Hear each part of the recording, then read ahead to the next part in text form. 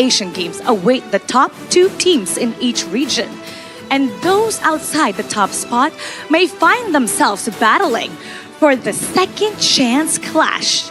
Now, we open today with Uzbekistan going up against Mongolia. For Uzbekistan, this is a must-win fight as a victory will ensure their third place spot.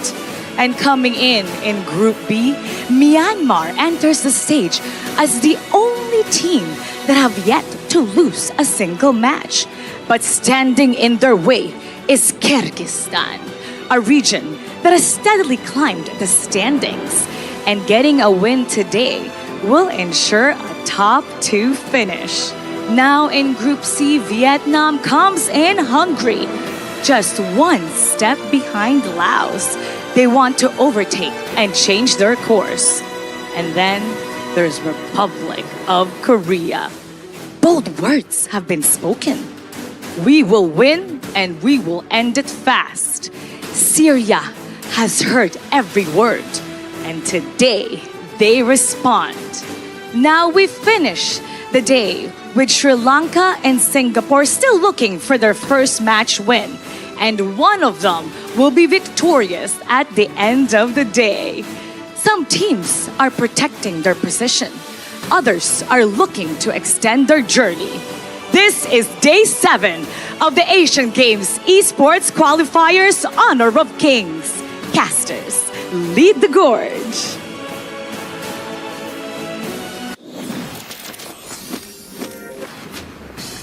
As we head into day 7 of the 2026 Honor of Kings Asian Games qualifiers here at Petaling Jaya Marriott Hotel, we are nearing the finish line. And my name is Sagi, your desk host once again for this prestigious event. With me are our casters of the gorge, Holler and Sir Cloud. Welcome back to the English broadcast. Man, okay, so yeah, I lost that, so I have to start off bad. Anyway, welcome ladies and gentlemen. Wow, it's been many grueling days for these players, and the matches are heating up because the groups are really starting to take shape. Oh, I thought I won. I don't need to talk for the rest of the day. Isn't that how it was Please, supposed to be? you don't get an off day for that. It's not an off day for that? that. Okay, it's just one thing at a time. But I'm excited about this because actually both of these two teams still have a chance, as crazy as that sounds. Exactly, right? We were thinking like, okay, in the first series of the day, Mongolia is already 0-3. But once you take a deep dive into Group A itself, you're thinking like, oh, Indonesia is 3-0, Philippines is 3-0. They are guaranteed for main event. So it comes down to the remainder of the teams who are 0-3, 1-2, and that specific result is reflecting towards Uzbekistan and also Mongolia.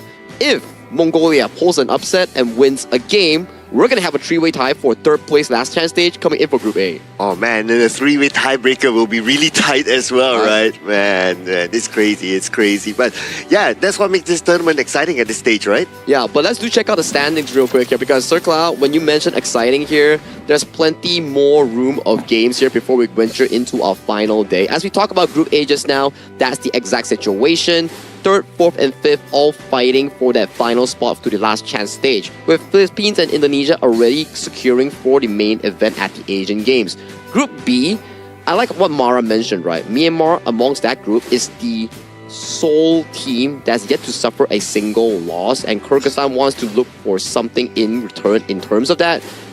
It's going to be close between Kyrgyzstan and Nepal, because whoever wins gets that spot as well, right? So they're battling out for that main qualification spot. With Myanmar, they're already like, they're comfortable in their own way. Now for Group C is where we had a bit of a surprising element yesterday. Everyone was thinking like, okay, it's probably going to be dominated by Vietnam and Laos, but Kazakhstan came in clutch, clean swooping Vietnam with a 2-0 victory. None of us actually expected that. And India and Saudi Arabia, days ago, they did play their final game on towards the Asian Games qualifiers, and they are out of contention. Now finally in Group D, Hong Kong, China, and also Republic of Korea, 2 strong powerhouses with Singapore and Sri Lanka still yet to find their proper footing in Group D. Yeah, and for me, I'm kind of looking at Group C, right? Laos, Vietnam, they're actually going to be played later today. That's going to be the 3rd matchup there. But whoever wins that one is actually going to be guaranteed going into 2nd place. They have to go through the main event, and they're going to be great, while the other ones have to go through the last chance qualifiers. That's going to be rough. Yeah, they'll be playing later today, but we're going to start off the show with teams from Group A, it's going to be Uzbekistan versus Mongolia, and then we'll jump on to Group B, Kyrgyzstan versus Myanmar. Group C will be playing next, Vietnam versus Laos. So this is going to be a really hot match here. Group D will be Syria versus Republic of Korea, and another Group D match will be between Sri Lanka and Singapore. Yeah, lots of storyline, right? Like the first one coming in from Group A, if Uzbekistan wins, then all is great. No one forces a tiebreaker. Everybody finds the third placer, which is Uzbekistan, going into the main event. And then you look into Group B. Myanmar wants that last win to finalize their group in a 4-0 fashion. And Kyrgyzstan wants to punch their ticket to the main event. And Vietnam-Laos, although Vietnam did lose yesterday, they're still considered one of the favorites coming into Group C. But if Laos wins against Vietnam, they practically send Vietnam into the last chance stage. So there's so much more storyline coming in for today's games. Actually, there could be even more drama as they're coming in, right? I think that's the craziest part, where like even that series, the Group C, that could kind of get into a little bit of a tie as well. So there's like anything can happen at this moment, and I think that these final 3 days are going to be super exciting. Yeah, I'm pulling out my crystal ball right now, and I think we will see some form of tiebreaker somewhere. Okay, Yeah. I thought you were actually going to pull out a crystal ball, but it was just your hands. But okay. Imagine. Imagine. Use your imagination. Sorry, I have a terrible imagination. But if you want something realistic, you can always check out Honor of Kings official app itself to get the new Hunchy Playground Hunter skin for free. Just do some missions, do some daily milestone requests, and then you can get this skin for essentially free. Remember to claim those points and claim it when you reach the full bar. Have you got it already? I have not. I've not. Still need a little bit of time, right? I haven't been able to play them all, but this is definitely on my list of things to do here. Oh yes, I've already collected it already. Oh, Yeah, so how's the skin? Yeah, it's a nice skin. It's a nice skin. Of course, I'm not a Baichi main, to be Alright, fair, so I the just B1. I get it just because it's free. And yeah, I mean, who doesn't like free stuff, right? I mean, everybody around us likes free stuff, right? And especially yesterday, we also saw Hong Kong China's Kahin. He played Bai Chi Jungle. I think back-to-back days he played that, and he had a pretty good setup on the laneways. I think it could be like pretty good study material coming in for players who want to pick up Bai Chi as a Clash or Jungle based on that gameplay. Yeah, he's definitely inspired me, at least to try it out. I've never really played Bai Chi. I like the Clash, but Bai Chi is one where, again, you saw the impact that he had yesterday, and I think that's... I just want to kind of lay waste to my opponents as well, and hopefully I can get to that level, but let's be very honest, I'm not going to get that point. I see what you did there. I see what you did there with the wordplay. Yeah. But yeah, I guess we're going to be looking at who's going to be playing after this. Yeah, our first series of the day will feature both teams coming in from Mongolia and also Uzbekistan. A very important one coming in from Group A, as this is importance. Let's invite them to the stage with this teaser video.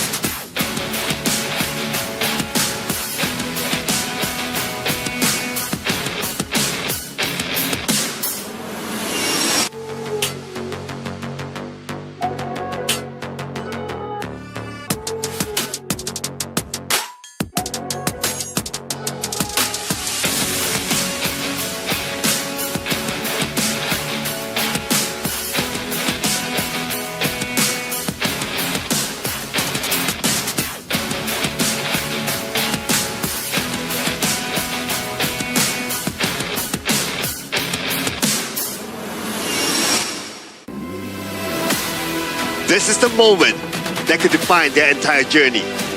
One more victory, and they secure their place in the last chance stage. One more defeat, and their journey becomes uncertain. With everything on the line, they're ready to fight until the end. Entering the arena, Uzbekistan! With nothing left to hold back, they're ready to give everything. Today, they fight for pride, for their fans, and to claim their first victory. Determined to prove they belong among the best in their region, give it for Mongolia! It's a do-or-die situation coming in for both of these squads. Just like you guys mentioned here, a win will separate them from either the last chance or a ticket back to their respective regions here. For this upcoming series here, everything is on the line. Yeah, absolutely right. This is a very, very important match. You want to get every opportunity that you can get to qualify onto the next round. So these are your players representing Uzbekistan. We have Mahmoud, Farouk, John, Usmabek, and also Akbar. Yeah, this is a squad that, I mean, we've seen glimpses of brilliance, right? There are moments where we're like, okay, this is why they're here. Ismail Beck has been that type. Farouk is when he's able to get his farm and able to kind of carry from that core role. This is a squad, again, they're looking at those two to really make some sort of value plays and to take over the games. And their general playstyle revolves around comfort picks like the Kaiser, Dolia, and also Futsu that they really like to force out the draft itself. But I'm not sure whether it will actually work out against Mongolia as a whole. Yeah, Mongolia here made up of Yavolan, Dagvadic, Yandu, Batuzuz, and Bakarel. And Batuzuz has kind of been the guy, right? Whenever they have a good game, it's usually because he's kind of finding his place. He's finding his farm on the map. Oh yeah, and this team, well, they haven't had the best of time based on performance-wise, but then again, those were experiences, right, that they gather here. And today that they will be playing, I'm pretty sure they will put their best footing forward. And games were not as generally easy coming in towards Group A. You have Philippines and Indonesia, two of the giants coming in towards Group A that has already qualified to the main event. But Mongolia, we've seen from day 1 up until day 7 currently, they have been improving at a drastic rate. I wouldn't say fast, but there are signs of them improving as a team and as individual players as a whole. Yeah, and actually going into this, I mean, when you knew Indonesia and the Philippines were in your group, you're kind of looking at all the other teams, right? Those are the ones where you're trying to get the wins. But talking about this head-to-head, I mean, Mongolia just has not, again, really had as great of a time as Uzbekistan, especially since you've only gotten 17 kills in 6 games. Hey, but you gotta admire the fact that they are willing to experiment, right? Just look at their hero pool here. Oh, yeah. 26 compared to 22. And if I'm not mistaken, so far, based on the stats that we have seen, 26 in hero pool is one of the highest. It is one of the highest one. It just shows that Mongolia, even though they are losing most of their games thus far, they are still willing to experiment such picks to find a way to break just a slightly through in their milestones here. You know, that first win is going to be really important if they can actually find it against Uzbekistan. But talk about Uzbekistan though. Their game against the side of Pakistan where they got that reverse sweep is something to be mentioned about, because we haven't got a single reverse sweep nor a 3-game series aside from the one that Uzbekistan played. Is that literally the only one? The only one. The only one. Okay, so it proves that they had the resilience, right? When you're ever able to, you're down 0-1 and things are looking really bad, how do you bounce back? And it looks like Uzbekistan were the only team to do so. Wow, and that's a really good story to tell, right, on the fight, the grid here in this tournament here. Besides that, they have a slightly more advantage when it comes to taking first strikes, right? So that's also a signal to me that, okay, Uzbekistan might be the team that plays a little bit faster and they're looking for those early opportunities. So that's something that the Team Mongolia needs to be aware of. Yeah, they need to definitely be aware of that early game potential coming in from Uzbekistan here, especially for Mongolia. We know for a fact they do revolve more around their jungle and farm lane for those main carry and damage output. So coming in for the first draft of the game, Mongolia will be heading over to the red side. As we talk about red side, it's more on the counter side. You want to be able to draft things like the leftover OPs and also the last pick counter to better top up with comp. Like what we saw yesterday, where I remember Vietnam going up against Kazakhstan. Kazakhstan had a beautiful Ziya last pick to actually counter out against the full composition. Yeah, and actually Mongolia have shifted, right? I think the first couple of days when we saw them, they were trying to go for blue. They were looking to secure some of their heroes.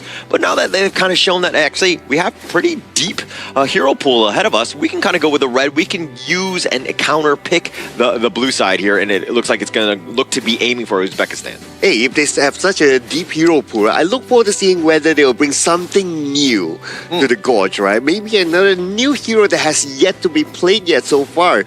So that's something that I look forward to seeing from Team Mongolia here. But let's see if that happens as we get onto the draft. Let's get towards it. This is going to be game 1 draft between Uzbekistan going up against Mongolia here. The stakes are on the line here. If Uzbekistan wins, all is great. They make it to the last chance stage. But if Mongolia wins, we will have to go through some numbers to see how the tiebreaker works out between Pakistan, Uzbekistan, and Mongolia. If they win, that is. Look at this. I mean, look at the bands. Let's start with there. Yukio and the Ata on the side of Uzbekistan. Mongolia going against the Mai and the Guan Yu. All meta picks at this stage. Probably the only big opening, of course, the Dolia, which is going to be picked up here. But the Chano, again, top 3 pick here, is potentially available.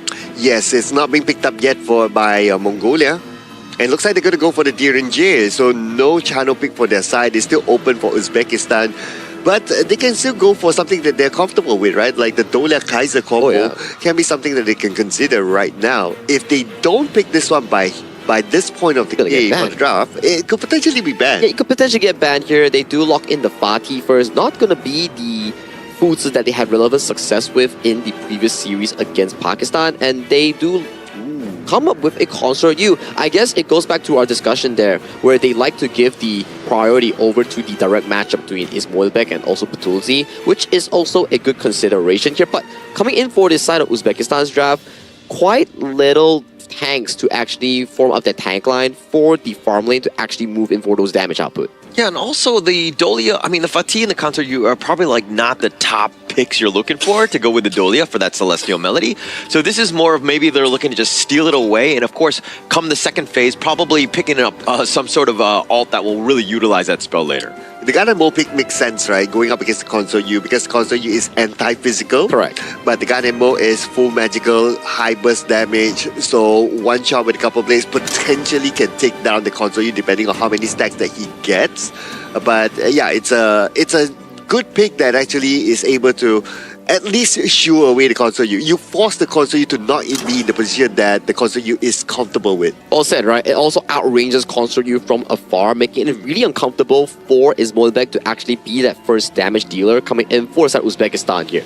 So coming in towards the second pick and ban phase here, we do see Byron and also the Hansin being locked away from the Uzbekistan pool. Still considered okay because sometimes we do see Fatih being flexed into the jungle by some of the Asian Games qualifiers teams thus far. And for Uzbekistan, they're locking away the Musashi and they also did lock away the Zhangfei. So more engaged potential has been removed from the pool from Mongolia here. Maybe they can go into a direction where a Lapu Lapu or a Mozi might be what they're looking for. Definitely. I mean, I think that especially when you're talking about like towards the last pick, it's readily available. It provides exactly what you want in terms of like team fight and getting some stunts on the board. And they're going to go with the Lian Po, another tried and true here, Romer. Well, somehow the Kaiser is still open. I thought that it would be banned.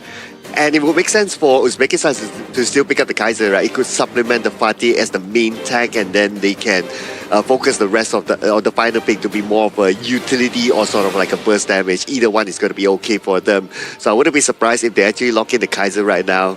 And okay, Garuda, okay, Kaiser, let's go. Let's go with the Kaiser, right? Let's go. Either Kaiser or they're doing something to utilize the Celestial Melody. Yeah. Oh, they did go with the Dun here. So maybe during the rest coming in for Uzbekistan, they've been practicing, they've been adventuring and exploring certain options to potentially bring them back into a stronger position here. And Mongolia are down to their final pick here. They still lack a jungle hero for the side of Darkwood, so maybe they can consider something like a Ukyo Tachibana, but that has been banned out here. So those are a lot of junglers being removed from the pool.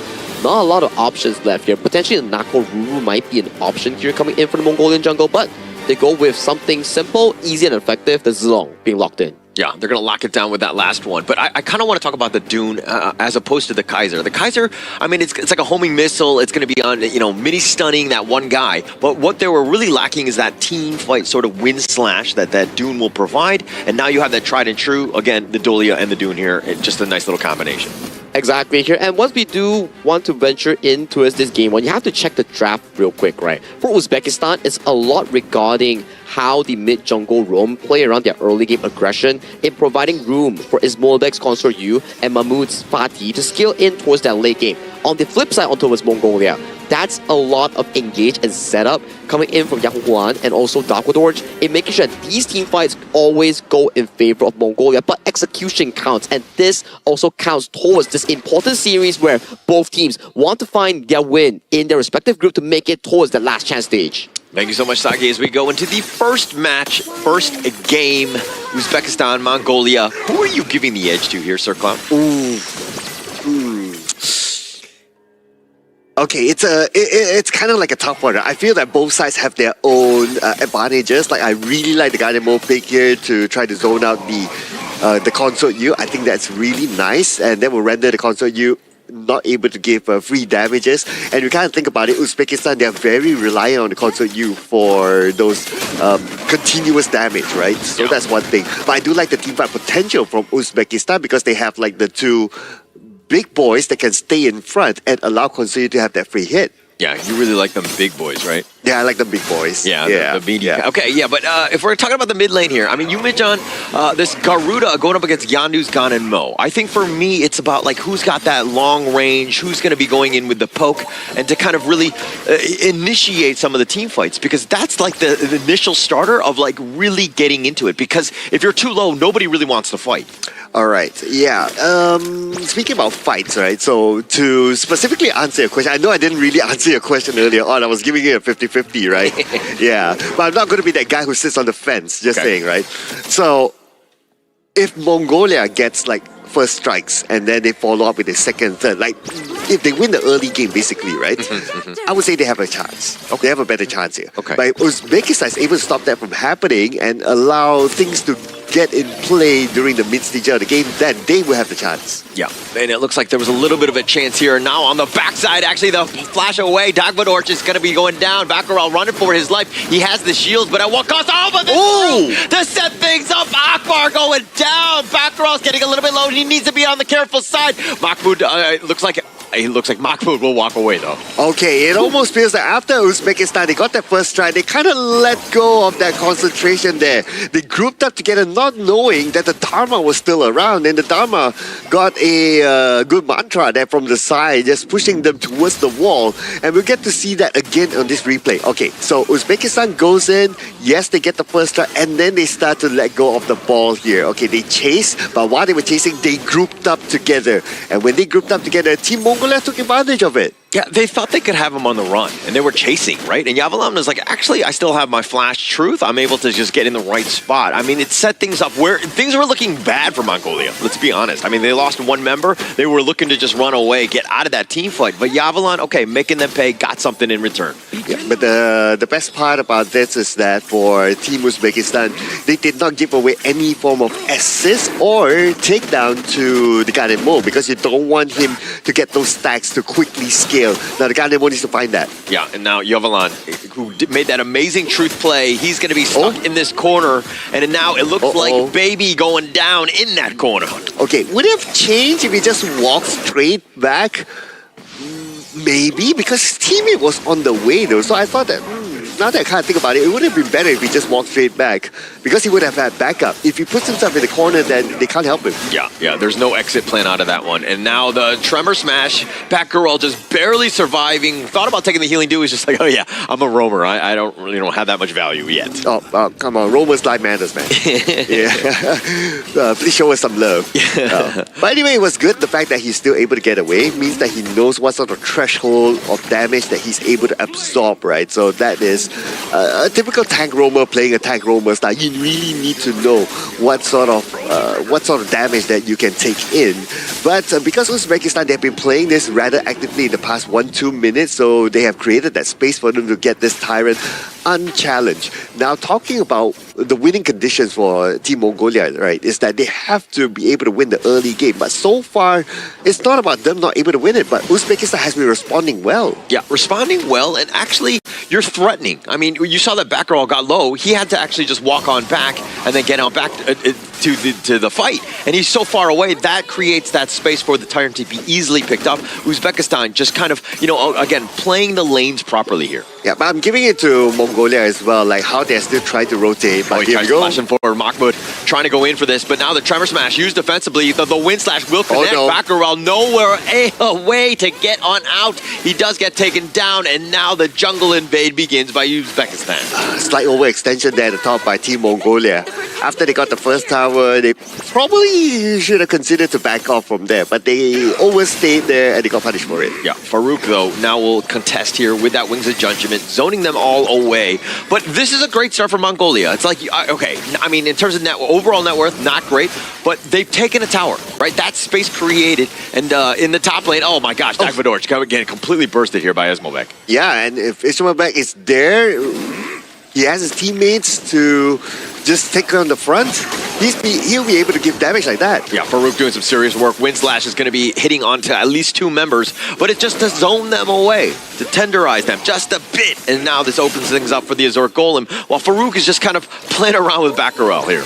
Yeah, keeping my eye onto Batuzi. Is he going to make any big moves there? But looks unlikely though, because J, he needs time to farm, and now they're around him. Yeah, they're looking for the ambush here. He's in the right spot, I guess. He's trying to just stay under the tower, but he's being focused from all angles. He's dodging a wind slash. The Unruly Blade also misses as well, and now it looks like he will eventually fall.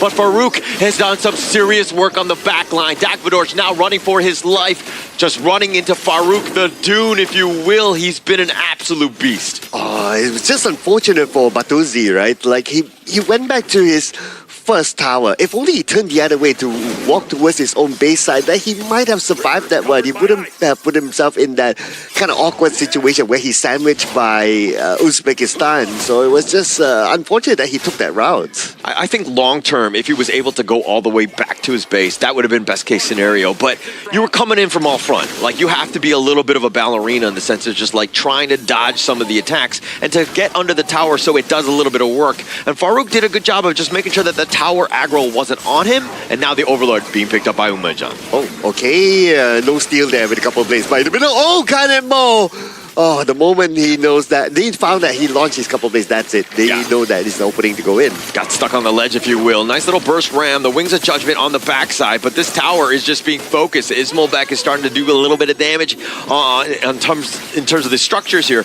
Bottom lane is pushing. They did get the bottom T1 in return, though. Oh, while all that is happening, look at what's happening at the top. Mahmoud is pushing, and now Team Mongolia, they realize that they have to like, okay, guys, we have to defend the top, but by defending the top, they leave the bottom open. The blue buff especially stolen away by Uzbekistan. Oh, right on the backside. The Unruly Blade with that wind slash. The nice little combination. But Tuzi, he's getting focused. And Mahmoud taking him down. Akbar on the run. The blades were not enough damage. Mahmoud is still going ham. Farouk as well. They're looking to dive T3s. I think they're trying to make a little bit of a statement as they get the wind slash. Dagvadorj will be picked off, and they will continue with this siege. Mid T3 going down as well.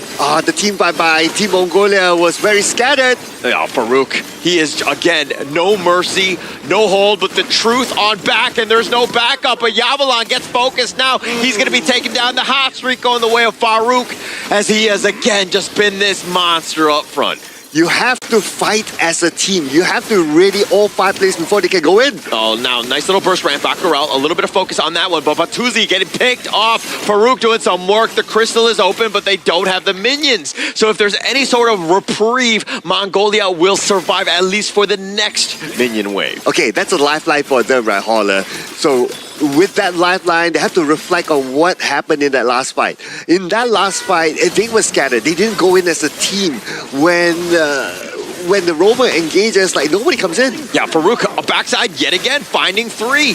Just doing some serious work, and they all have to scamper off.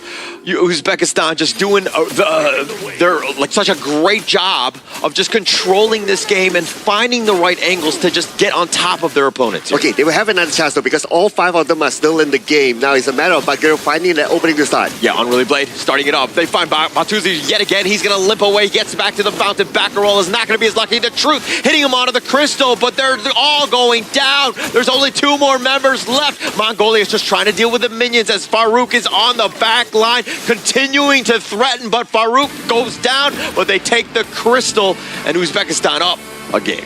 Good wake-up call here coming in from Team Uzbekistan after their loss going in towards Group A against both Philippines and Indonesia. And right now, with 1 win on the board in this series, they're 1 step closer to be hitting that finish mark of that last chance stage. Oh yeah, they are very close right now to giving themselves a chance to move forward in this tournament.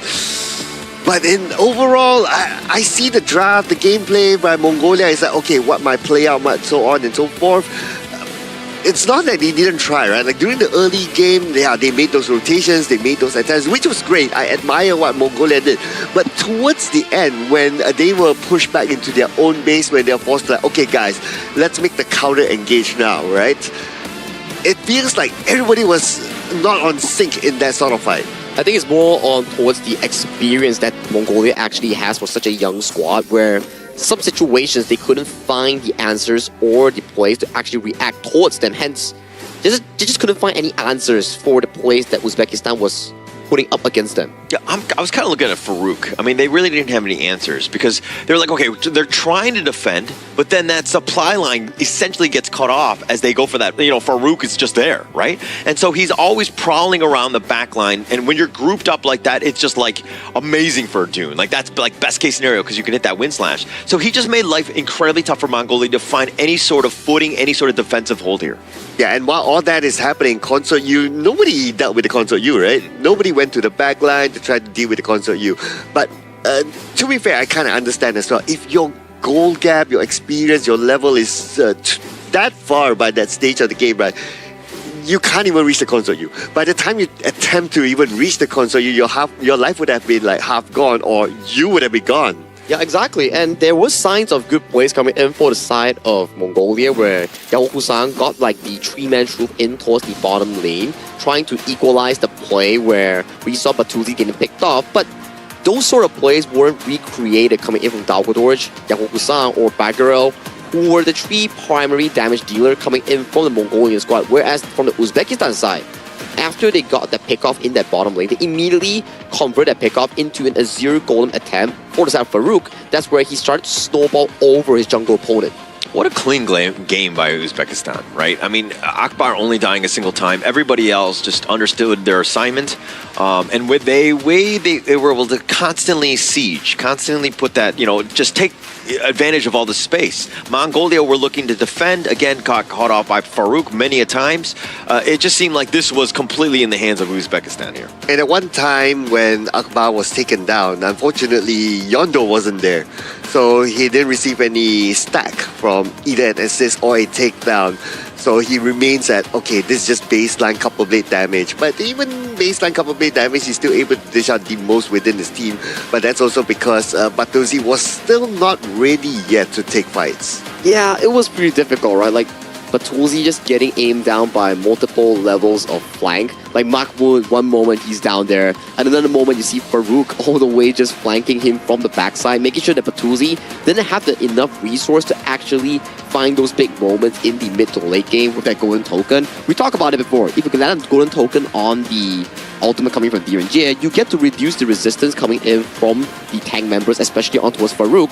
But the itemization and the gold provided just wasn't there in this short game. And for such a short game, it's just kind of like the jungle head-to-head. I mean, Farouk versus Dagvadorj. It didn't seem like Dagvadorj really had some sort of impact. I mean, he didn't have enough time to get that farm to really compete, but he was constantly just like... I mean, Farouk just had such an impact in this one where Dagvadorj was really not even able to fight whatsoever.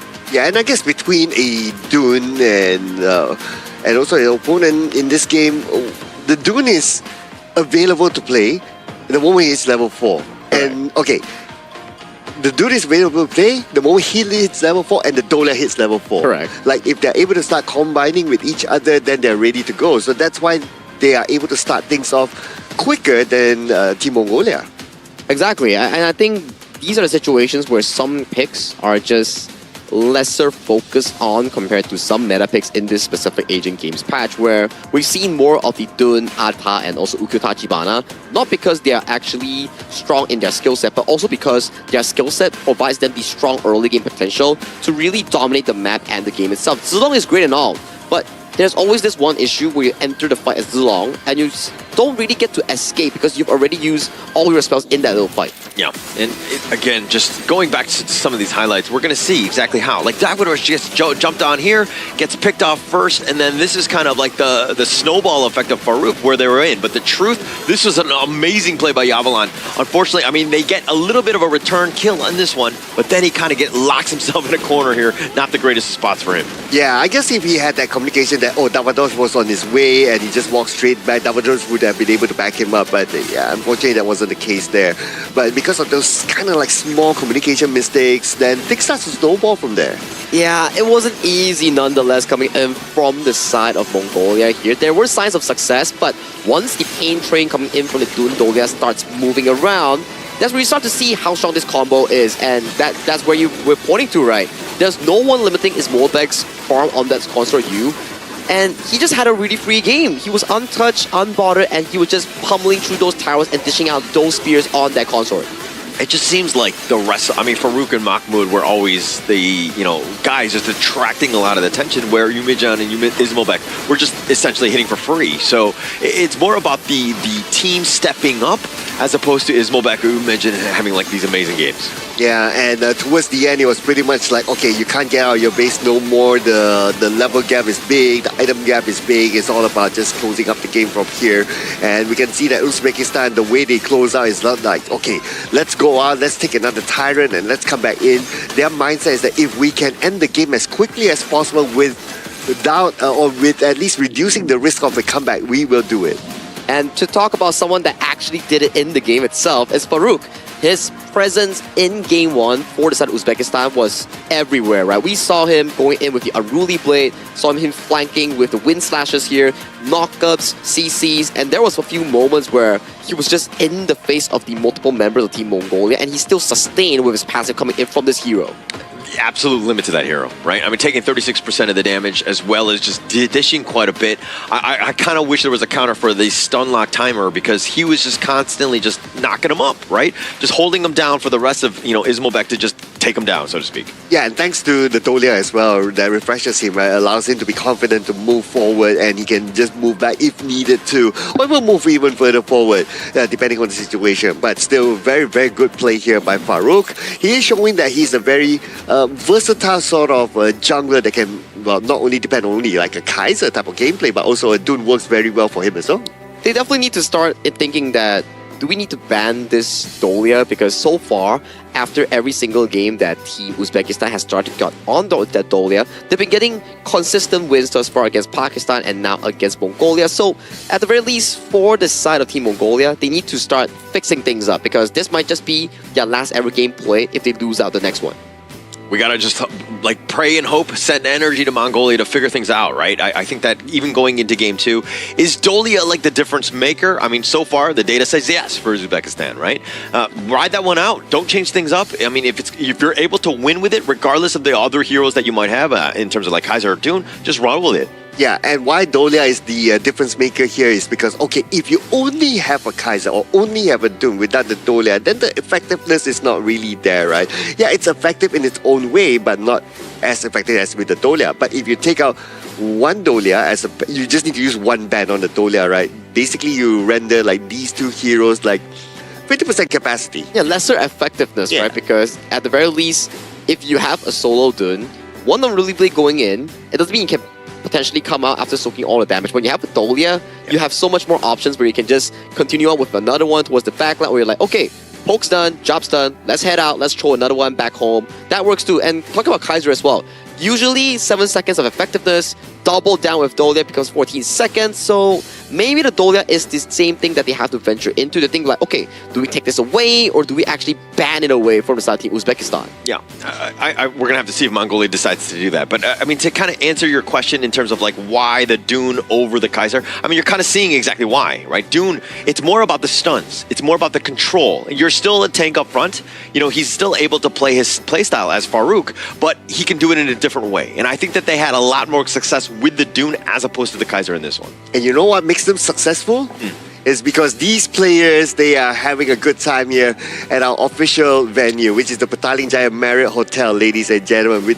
This is the official venue and hotel partner of the 2026 Asian Games Esports Qualifiers for Honor of Kings. And yeah, great hotel, great rooms, great food, and that's why they're able to perform their best on the stage. If you ever want to find a hotel stay here, do check out Petaling Marriott Hotel here coming in for this prestigious event. But talking about the upcoming game right now, Mongolia is one game away from being eliminated, and Uzbekistan is also one step further in qualifying to the last chance stage. So tons of stakes are on the line right now, and if you are on the Uzbekistan side, you're definitely feeling confident after that first dominating win. Oh, a lot of momentum. I think that's the biggest piece to this, right? Where Mongolia, they haven't really been able to find that first game win as of now, and they have been learning, I would say. And they've definitely gotten better since day one when we did see them. But I think that still, Uzbekistan, it is pretty much their game and their series to lose. Hey, and this time Mongolia, they chose the blue side, so they had the first pick. So as what they say, right? If you can't beat them, join them. Maybe they will join them in, hey, I'll join you to pick the Dolia for ourselves.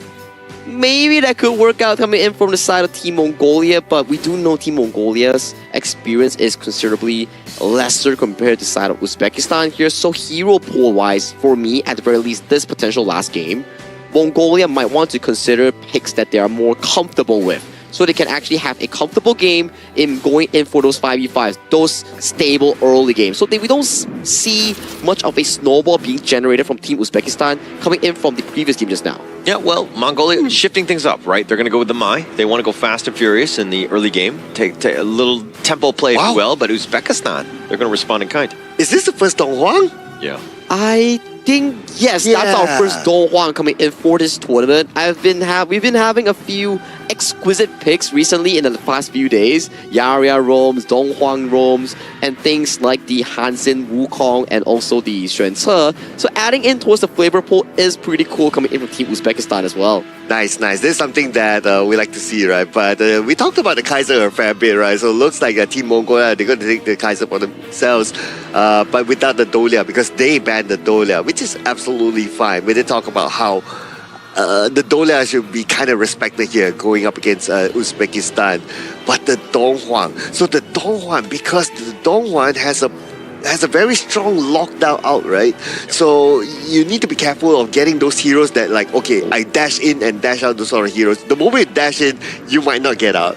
And to top on towards that, that's a Donghuang's ultimate plus a Angela burst. Because arguably one of the highest burst damage mages you have in Honor of Kings. So you have the combo where the Kaiser comes in, sure, my Donghuang's gonna Forsaken Contract on towards you, and then you will be face on with the Angela ultimate here. So even if the Donghuang falls in that 1-for-1 trade, it's gonna be very detrimental for Mongolia because that's their main front line gone from the team fight.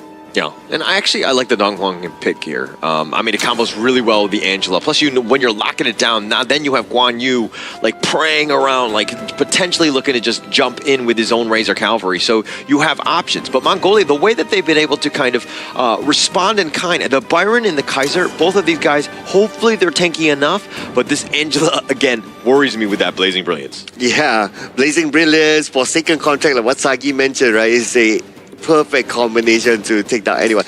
Potentially even able to take down the Kaiser, especially before the Kaiser is able to activate the ultimate. Yeah, when the Kaiser pops the ultimate, right, you are pretty okay against damages that are in bits, because if you check out Kaiser's ultimate, there's a description that says that it blocks a certain amount of damage per hit. So if let's say you're against a Garuda, Eren, those sort of heroes, Kaiser works really well against them. But when it comes down to high burst heroes like the Angela, this could be a pretty much of a headache coming in for the side of Darkwadorj, especially on this Kaiser pick.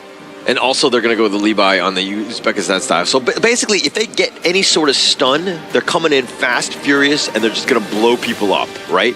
Mongolia on their side, very tanky. Hopefully they can withstand. They're looking to use this Lianpo as more of the counter initiation with that Tremor Smash. And again, just disrupt that team fight as much as possible. I kind of worry for the Lampo pick, right? Yeah. Because if the Lampo goes in with the Tremor Smash, so the Tremor Smash, like you jump a couple of times. In every interval when it jumps, the Donghuang is able to hold down with the contract, with the Forsaken Contract.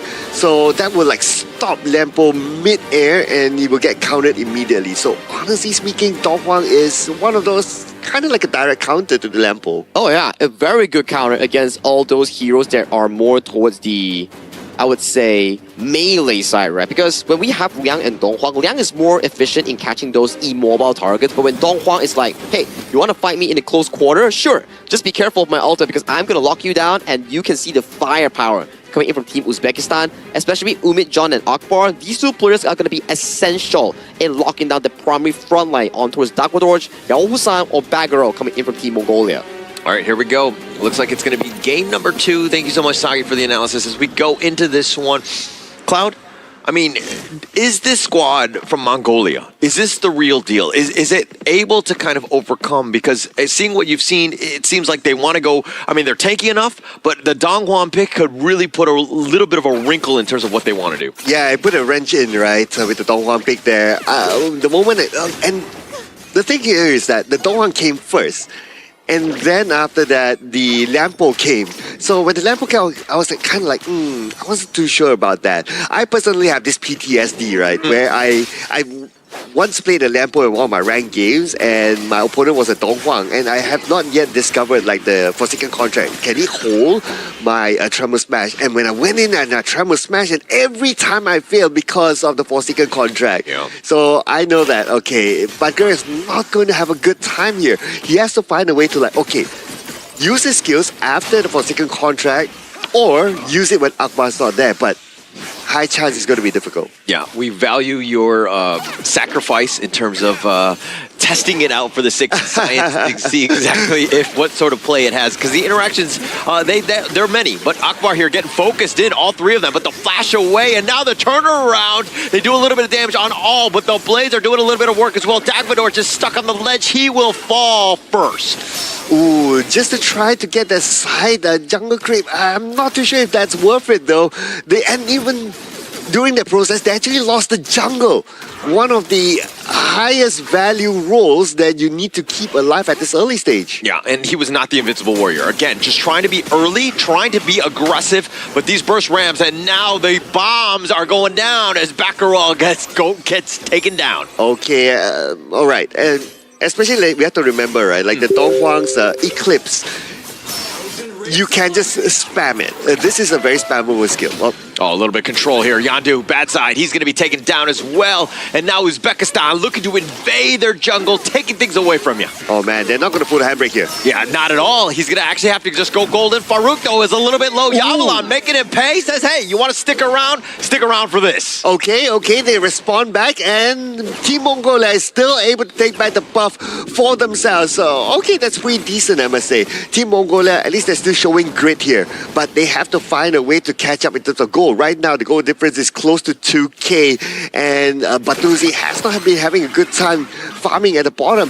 If he's left to fight against the console, you and also the Dong Huang, it's really, really difficult. Yeah, it's going to be tough. And you were talking about grit, right? Mongolia, this is it. It's all or nothing, right? Do you want to make yourself, do you want to go home, or do you want to go for a fight for third place, right? It comes back to this game. Again, they have to win 2 here, but let's just go 1 game at a time for Mongolia. Okay, but for Uzbekistan, it kind of feels like they want to end the game quickly, right? They are very active across the map. They're doing those jungle invasions. And now with 30 more seconds on the clock, they are looking to get the first Tyrant at the bottom. Speaking about the bottom, look at how much concentration they're giving at the bottom phase here. They want to try to suppress the 2 players at the bottom, because if they're even though, that's what they do. Contract, boom, with that blazing brilliance, and it's just enough. Baccarat getting picked off. That is the combination that we were worried about in Uzbekistan. Use it with great success here. Yeah, we talked about that, right? The Forsaken contract, Suppress comes in, follow up with the Blazing Brilliance. It's an instant boom, and that's an easy takedown for them. And because of them getting that takedown, this Tyrant is going to be theirs for free. Yeah, it's going to be for free. And Farouk, not scared whatsoever, almost gets a pick off. He does, because cool people don't watch explosions as he walks away. Oh, cool people? Yeah, cool people. Only cool people, not you, man. Oh, okay, yeah. Clearly can't relate. Tyrant being taken up here. Uzbekistan using that advantage, but Farouk gets run over. Yandu says, okay, you want that one? All right, take that for free. Okay, he did that with style. Got to give it to him. Like, jump over the wall, get the takedown, come back here. It was just something that, in a way, we can call it like an exit frag there. They're done with the Tyrants. They're probably like, their health is kind of down, and you just take advantage of that. It's pretty straightforward. But right now, okay, winning condition for Team Mongolia, right, is they have to find these kind of pickups. But, again, for second contract. The dash away, right? I mean, Baccarat, this is one thing that they were looking at. They know that the burst was there if they have that control, and that's why they were kind of looking for tankier heroes to potentially counter that. Okay, right now I'm thinking of like team fights, not easy for Mongolia, but the dash away, they find it. The flash, Akbar getting back to safety. The Tremor Smash only onto one. Farouk does his own work, and now with these ores, Baccarat will just dodge those. Guys, stop fighting. Allow me to finish my sentence. Let's be considerate here. Cloud is talking. Yeah, don't cut me off with your fights. But anyway, yeah. So, Team Mongolia right now, when it comes to team fights, it's not good for them, right? Yes, they have the Tremor Smash, but the Tremor Smash immediately easily countered by the Forsaken contract. So what they need to do right now is try to find a way to do split pushing. So the Byron has to switch his role a little bit here. We don't typically see the Byron doing split pushes, but in this scenario, he has to do something different as a Clash laner. And look at how Farouk is just using that stupor slash to the maximum, right? You're doing a lot of work, and now these orbs, Dagvador's dodging most of this. Akbar, though, he's going to dodge his own Resplendent Revolver, and he gets on back. But again, every single time that ult is available, you want to be looking for some sort of gank. Oh, but speaking about a gang, it could happen in the middle here. I'm looking at their movement. Look who's going to initiate. Oh, now the more Forsaken contract for the Fever Barrage, Akbar! It looks like he will go down, Baltuzi, with the play. Oh, not enough follow-up there. The Forsaken contract was great, but then again, not enough burst damage. And Ismail back, he's not ready yet to deal that level of damage to finish off his opponent that quickly. So he still needs to kind of move around with Umid John. That will be the best case scenario. Hold hands, go around the gorge, and try to find targets. That is the best. Play it like a Liang Priestess Frost combo. Yeah, actually, I feel like that's what's lacking in my rank games. I need somebody to hold hands with me as I play, because sometimes I go into like those places without any vision, and then I get just jumped, and I'm just like, oh, if I just had somebody. Tip number 1, wash your hands.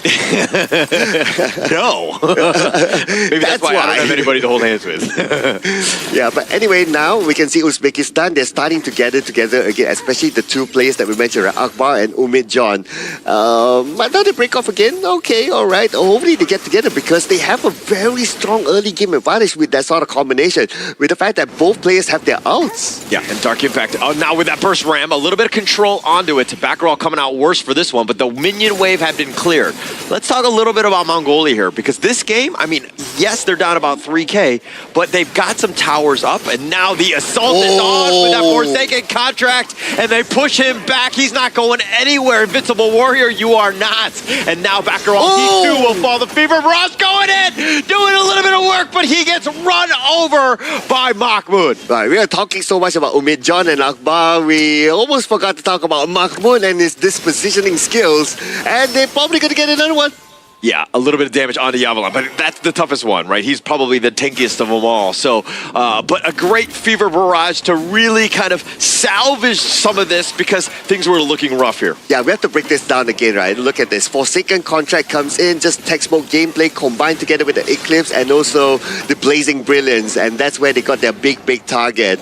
Yes, good attempt to come in by Batuzi, but yeah, not enough damage overall because he has had a good time farming at the bottom.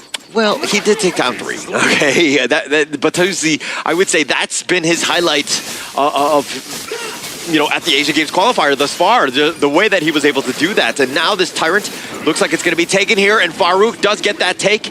Mongolia are left wanting yet again. Okay, and Tyrant to the hands of Uzbekistan. That means that's the signal for them to continue on their aggression. Yeah, and Akbar, again, he's been super annoying on this Dongwon, right? Any sort of time that you're kind of nearby, he's got those, now a little dash in forward, he gets stuck under the tower, and they're going to walk away. Dude, look at Mahmoud at the top. He's just waiting for the opportunity, right? He's just waiting in the brush. If there's an opportunity, he comes from behind like what he's doing right now. Yeah, I mean, Backroll will just stay alive. They're grouping up Uzbekistan. This is a problem for Mongolia now. They need a split push. They need to kind of, again, this is a problem for Mongolia now. They need a split push. They need to kind of, again, cut the wave, if anything, buy themselves time. But Uzbekistan are starting to roll and making things tough, and Yandu getting picked off. He was looking to split. Yeah, and I was about to say that he's the best person to do that because of mobility, right? But Farouk was there to stop him, and once he's taken out, who else is able to split push? Yes, I did talk about like, yeah, maybe Yavula needs to adapt to doing split pushing, but the Byron is not the best hero to do that, and even when we were to talk about itemization, right, he went for the Blood Rage first as his first item. It's a tanky item. That means he's meant to be together with the team, not to play split pushing. So right now they have to find another answer to how they want to try to open up the map a little bit more by doing the split push. Who would it be? Frankly speaking, it's hard for me to answer, but if I were to pick one name, maybe Yondu has to do it. Yeah, I mean, it's not, the draft is definitely not in their favor for split pushing, right? I think that this is more of like a team fighting early game to kind of set things up, because when you're looking for split pushers, yeah, mobility is definitely high on the list, but you also need wave clear, right? Yandu is not, I mean, you have burst, but it's like a single one. It's not like that AoE style of damage where you're able to take down minion waves very quickly, but they find Mahmoud under the tower. He takes it down. He's trying to gallop away, but he gets caught. It looks like the reinforcements have arrived, and Mahmoud will be taken down. I was half amazed that he was able to survive that one. underneath the tower. Yeah. I thought he would have been like, okay, tower gone. But he's still able to walk away. Still gets the tower. Not too bad, I would say. That's all right. But it just shows what sort of gap they're having right now, right? Team Mongolia having difficulty taking down one Gonyu. Yeah, and now with those orbs, they're trying to potentially steal Uzbekistan. Just saw it. Any single time it's on, it's available, they're going to contest. And that makes life a lot more difficult for Mongolia here as they have to just fight for any sort of buff. It's a 50-50 even when it comes down to everything in their jungle. You know, in project management, there's this thing called risk management, right? Mm-hmm. Yeah. So right now, for Team Mongolia, they don't have any risk management plan. Yeah. Like, well, what's plan B for them? Yeah. Their only plan A is like team fight, team fight, and team fight. But everything is cancelled by the Donghuang, especially. If you cannot get a good team fight because of the Donghuang, what else are you going to do?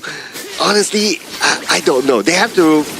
this is one of those times where it's all about your opponent making those mistakes and you capitalize on it. Yeah, finding somebody out, right? I think that, they've lost some towers, which is a bit of a problem. These T3s, they need to hold here. Find somebody that they can get some sort of pick off. Who's happen to be a little bit by themselves. Ismobek seems to be that guy. Obviously, they don't have this omnipotent knowledge like we do here, as we see everything. But now Yandu, he's on the chase, misses the Kachusa, and he dives in, and he dashes away with that protecting wind. Yeah, easy for him, right? And they can't chase him because they don't have that level of mobility.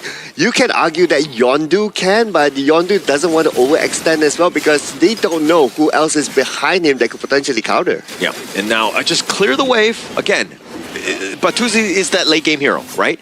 You just got to buy him a little bit more time. We're at 13 minutes. As long as you're surviving like 17, 18 minutes, you're giving yourself a chance. He had a nice triple kill to start things off, and he's been farming. He's relatively been safe in that sense. But again, the target, once they focus him down, you're going to have a problem. Okay, on the positive note, right? Goal-wise, considering like how they have been they go down. Forcing a contract right under the tower. Dagvadorj is down. The Blazing Brilliance covering the retreat. The Tremor Smash is all the way in the back, but he's all by himself trying to fight. Two members are already down. They find the return on Uzbekistan side as well, but Yandu, he too will fall, and it looks like it's going to be a 3 for 2, at least for now. Make that 4 for 2. Oh, and it's now only Yao Shan, the final player for Team Mongolia.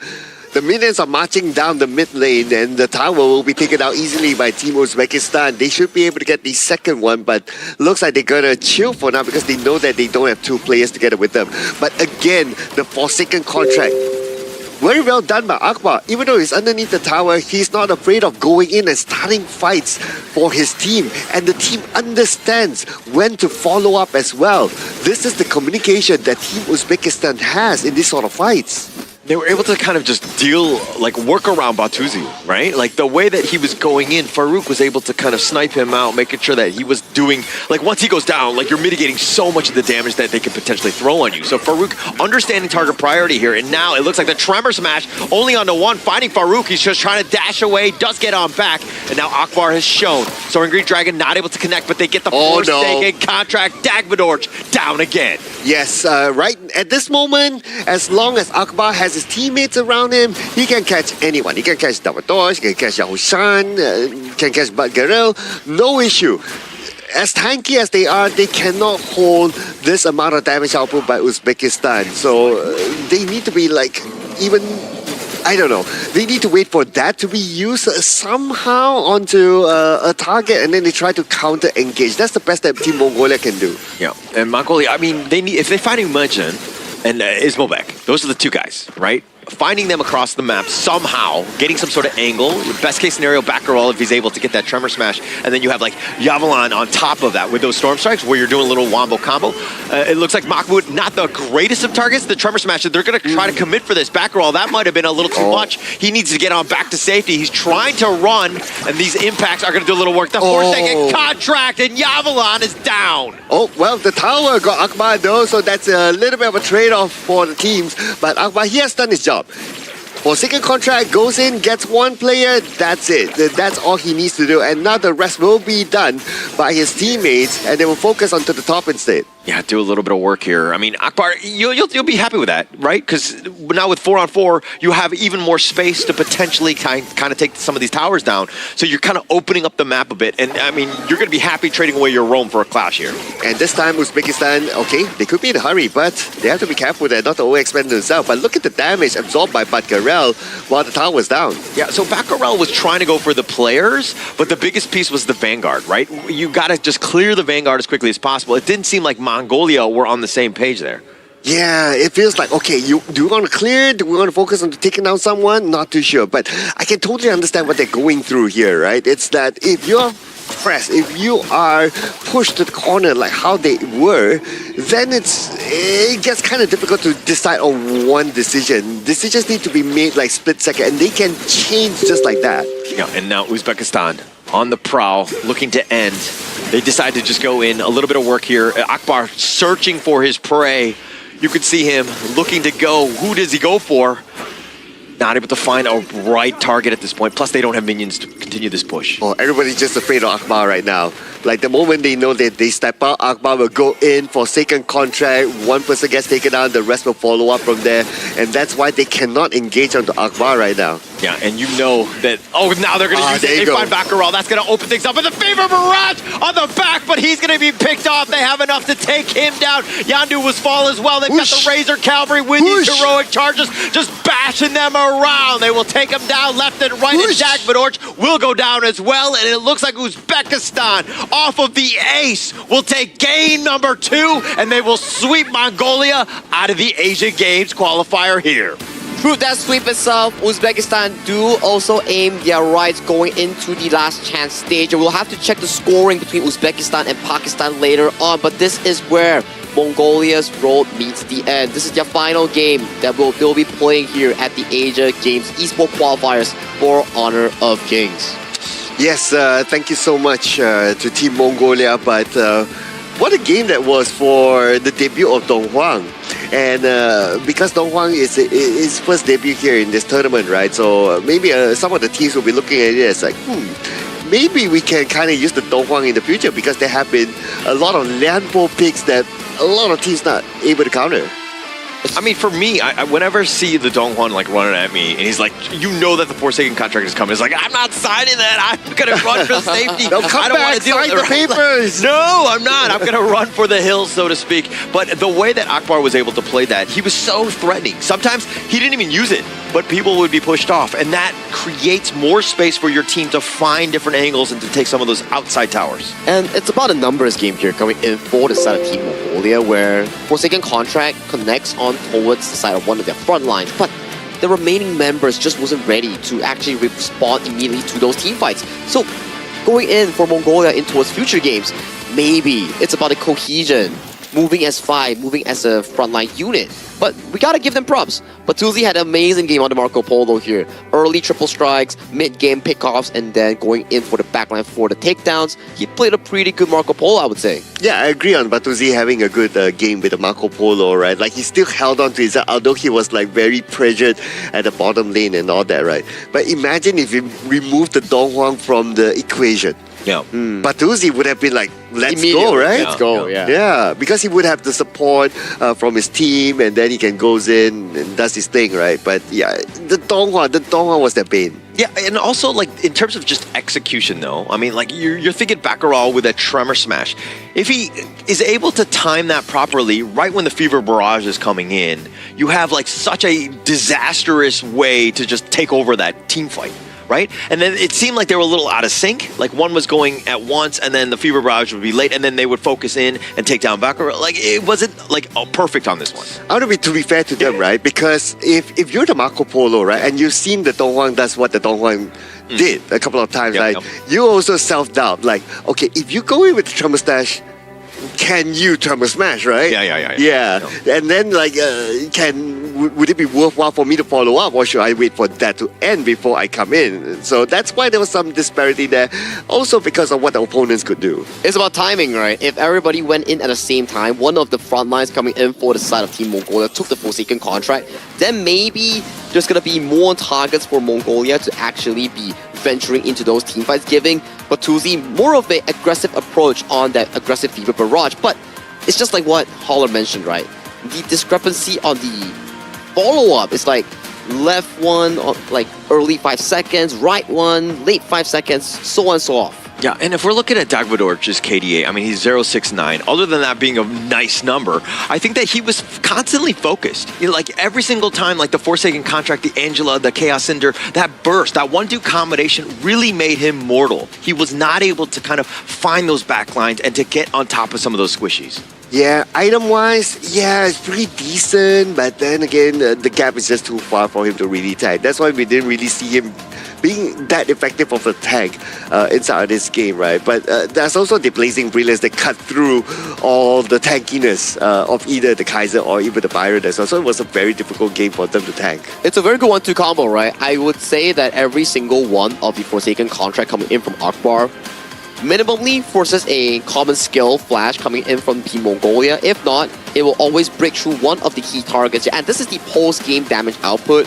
Nearing through the end of the game, Farouk was doing a lot of damage on that Levi. He was constantly stacking that passive to unlock the ultimate and going in for those aggressive pokes. And you can also see coming into Team Mongolia, it's at what we saw. But Tuzi was trying to hold the team together, trying to find those miracle moments in those team fights. Yeah, and actually, I mean, you're going and looking at the stats here. I mean, Batuzi doing almost everything that he could on this Marco Polo, and that and like Yandu trying to find some sort of pickoffs left and right, while Bakarol was, again, being that frontliner, which you need. So that's like the core set. Yavalon, again, not finding the right angles, Dagvador's getting picked off. It just seems like some things were a little out of their hands because Uzbekistan, the way that, again, they were able to initiate, start those team fights, they always usually had a man advantage. Can I just say that Team Mongolia, in my opinion, I think they did well. Yeah, I think they did well in this game, right? Like they Yeah. had the draft, they had the idea, they had the game plan, but the gap was Uzbekistan, that Dong Huang combined with the Angela and so on and so forth kind of countered them. So that's one. But what could be improved from Team Mongolia in this draft is that having a plan B. Yeah. Like their only plan was like, okay, we are a team fight combination, right? But if the team fight doesn't work, like do you have a plan B, like split push or something like that, right? They don't. They need more time, right? Yeah. Because I think these sort of little mistakes that causes into game loss and the team cohesion that we keep mentioning about, these sort of things come through time, training, and more games in towards Honor of Kings. Once they get more games as a team towards together and more practice in towards maybe something like Peak Tournament or their own solo practice, then maybe those issues that you mentioned gets progressively fixed coming in from a young team like Team Mongolia. Yeah, and actually from day 1 to now, day 7, we've seen the growth of this Mongolian squad, right? You talk about the lack of experience, 100%. Like, they get that, they're going to be formidable because they just got so much better in a short amount of time. And we're seeing some of the highlights here as they were really able to take the fight to Uzbekistan in Game 2. Yeah, I mean, a lot of these highlights will be the Dongwon highlights, right? Just look at this. Again, for single contract, sometimes you get the takedown, sometimes you don't, but that depends on who's there to follow up. It is quite clear that Umid John, if he's there, they will surely get the takedown. There's going to be another example here on screen. That's just painful, right? Forsaken contract into the highest burst mage coming in towards Honor of Kings, but this is a beautiful one coming in from Patuzzi, finding the key moments in towards the backline, showing signs of success of that Marco Polo pick that they drafted in the final phase. Batuzi there with that highlight reel of that Fever Barrage. I suggest you put that on your LinkedIn because that was amazing. But going into this one, I mean, this is where that control, even under the tower, Akbar willing to sacrifice his life, realizing that, hey, if I get that, if I could trade away myself for anybody, I'll be happy for it. And this is that final fight. Unfortunately for Mongolia, they do fall here. I think for Batuzi, if he was just a bit more patient, allow Dakwadorj and Yahoo Sang to be that frontline meat shield, absorb some spells, then he goes in with the Fever Barrage and double stun combination, then maybe it could have been much better here. But those are just guesses and predictions that may happen here. But Farouk, coming back once again with a 4-2 and 10 KDA and a 30.7% damage down on that Levi. I think this is back-to-back MVP coming in for him, right? It is. It is. And yeah, I mean, being able to just, he did so much damage and constantly poking and doing it from afar and never really putting himself at risk, especially with that 15.8 damage taken. But he did quite a bit as well, 30%, pretty high on the team. You know what? If I had the choice of picking my MVP, right, it goes to the Donghua, man. Yeah, it goes to the Donghua. Yeah. Yep. I gotta show Rome some love, man. I agree. I feel like in that game itself, where the roamer coming in for the side of Uzbekistan, which is the player known as Akbar. He was having a lot of engages on towards that Donghuang, finding key targets and finding big moments in setting up the pacing here, coming in for the entire team of Uzbekistan to push forward that lead against the side of Mongolia. And I think that with the actual stats and the numbers calculated, Uzbekistan have punched their way into that third slot here. So congratulations to them as they go into the last chance qualifier. Yeah. Yes, it will be interesting to see how they continue on from there with their learnings. But yeah, based on the games that we have seen, like from their first game until this game, right? The fact that they could bring on the Donghuang is like, oh, okay, it's not only... I don't feel like it's an experimentation, right? I feel like they know their game plan. They know how to combine that with the Angela and all that, so they have a lot more cards underneath their sleeves. And we were saying that Uzbekistan relies on their tried and true, which is the Kaiser Futsu plus the Dolia combination. But not a single game today that we actually get to see that. They brought up something different and they still managed to win convincingly against Team Mongolia, putting Team Uzbekistan right now in towards the last chance stage. Sadly to say, Mongolia and also Pakistan has been eliminated coming in from Group A. Yeah, it's the evolution of the draft as well, right? Their showcasing thing might not be the greatest thing because obviously they were looking to punch their ticket into the third slot. They finally got there, but now you're kind of showing your cards, as you were talking about, now to all the other teams that are going to be maybe going into that last chance qualifier as well. I mean, what better time to show your cards, right? It's like, okay, this game is important for us. True. It means a lot whether we qualify to the next round or not, and they put it in. But I'll be interested to see like what other cards do they have. I'm sure they have more hidden. I mean, they still have yet another few games to come in the last chance stage, so that's where they need to bring out all their cards. This sleeve, that sleeve, at the pants, you know, in the pockets. You gotta review all of them if they really want to make it to the main event. Because in last chance stage, if we were to remind the folks here watching this tournament, you don't immediately advance, and there's only one team out of 4 third placers that gets to get the final spot, the 9th spot, going into the Asian Games main event. So I'm excited, right? I think that if you're talking about Group A, who would be that champion? Because it's like a representative in each of the groups, right? And all of them going in. I think that Uzbekistan being able to stand in there is going to be, you know, Group A are going to be very proud of having that champion there. Oh yeah, definitely, no doubt, right? I mean, when we saw the groupings after the draw, right, it's like we can kind of like tell a little bit here and there, but there are some that it's like beyond our expectations too. I think Uzbekistan has been one of those teams that defies expectation and made it towards last chance stage. And another team, I think it has been Kazakhstan coming in from Group C. They beat Vietnam yesterday and it shocked us and the whole internet. Everyone was thinking like Vietnam was going to take it easily or at the very least 2-1 against Kazakhstan.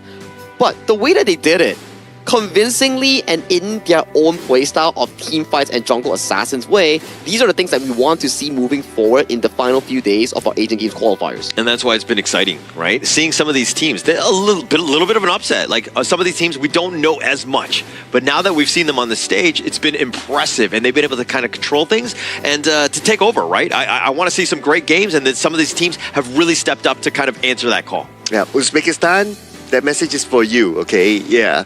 Honestly, before we started this tournament, I see Uzbekistan, the lineup is like, okay, I don't know where will they end up, but yeah, they're making me impressed right now with their draft and how they execute their gameplay. They had a little storyline, right? They are the only team to play a BO3 with Pakistan fully. Our first 3-game series ever. And it came into, Tempest Dragon games, into back-to-back reverse sweeps, and then coming in with niche picks like the Kaiser Jungle, Futsu Clash Lane, and then just now with the Donghuang Roamer. So I don't think we get to see much of this often, but yes, you can say that it's not the best of the meta picks, nor have they played a perfect game. But when you talk about how they're able to find their comfort and converting their comfort into game series wins in such a difficult group, that is something that I think is really nice to see. Yeah, and actually thinking back on that, I mean, they were down 0-1. They lose that one, Pakistan takes their slot.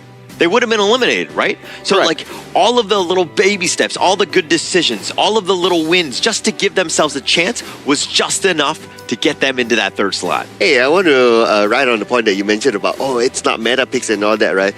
Well, I guess if you win games, it doesn't matter whether you go for a meta pick or not, right? As long as it's effective enough to use in the game, based on the game plan, based on what they have already practiced, they win, all good.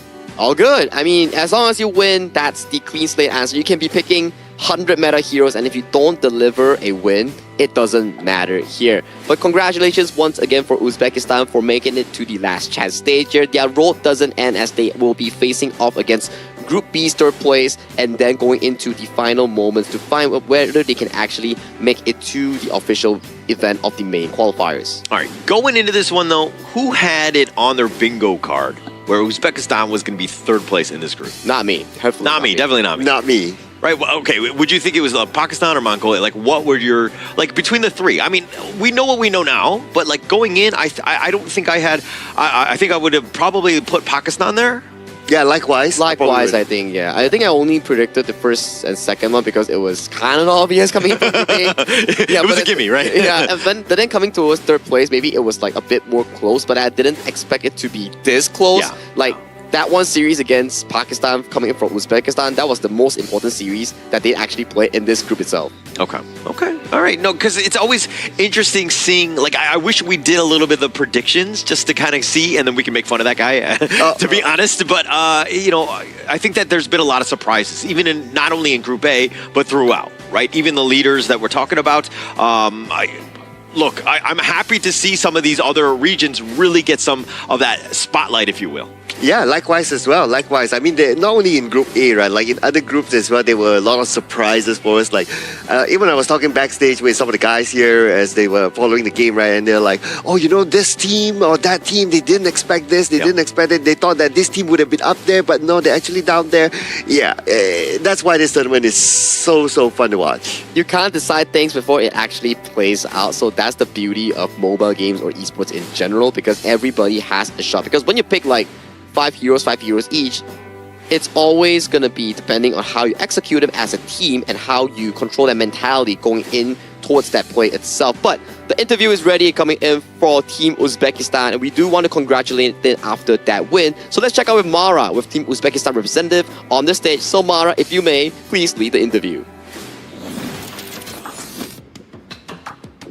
We're here with a jungler from Team Uzbekistan. Congratulations for Rook MVP Game 1 and Game 2. Though when I told you you were also MVP in Game 2, you were surprised. How come? Birinchi o'yinda damage qilib berdim. Unda shu MVP olishim aniq edi, lekin ikkinchi o'yinda shu Libo olganimda olishimni bilmadim, chunki ko'pchilik yaxshi o'ynashdi. Masalan, XP Guanyuda yoki Dunhuan, Romda yaxshi o'ynab berdilar. Ular oladi deb o'ylaganim, ikkinchisi haqiqatan menga surpriz bo'ldi. So in the first pick, he was confident that he gonna take MVP, but in the second pick, in the second match, he wasn't like he wasn't weighted that he gonna be MVP, you know, because of the pick. Yeah, he picked another hero, and so that's why he thought that another players from our team was ready to take that MVP. But regardless what your thoughts were, everybody was impressed with your performance, hence why you were MVP. And congratulations, because with this win, it means that Team Uzbekistan now has their dream alive for the Asian Games. You get to battle in the last chance stage. So how did this dominant win contribute to the confidence, and what does this do to the confidence of Team Uzbekistan? Xo'p, demak, mana shu ishonchli g'alaba sizlarda qanaqadir demak yana qo'shimcha ishonch paydo qilyaptimi yoki qanaqa hissiyotlar beradi oldindagi demak last chance o'yindan oldin? Albatta bizga ancha motivatsiya beradi bu narsa, chunki biz O'zbekistondan kelayotganda shu hech bo'lmasa shu 1-2 yoki eng kamida 3-o'rinni olib, shu last chance'da o'z imkoniyatimizni ko'rsatib, xudo xolasa shu Yaponiyaga slot olishga harakat qilib ko'ramiz. Bolada ishonch juda yuqori. Xudo xolasa O'zbekistonning yuzini yorug' qilamiz. Winning in this match, it means a lot for us because when we were arriving to Kuala Lumpur, we were thinking our goal was at least third place in our group, because we know that Philippines and other teams in our group are really strong, and wish good luck for Mongolia, Pakistan and other teams as well.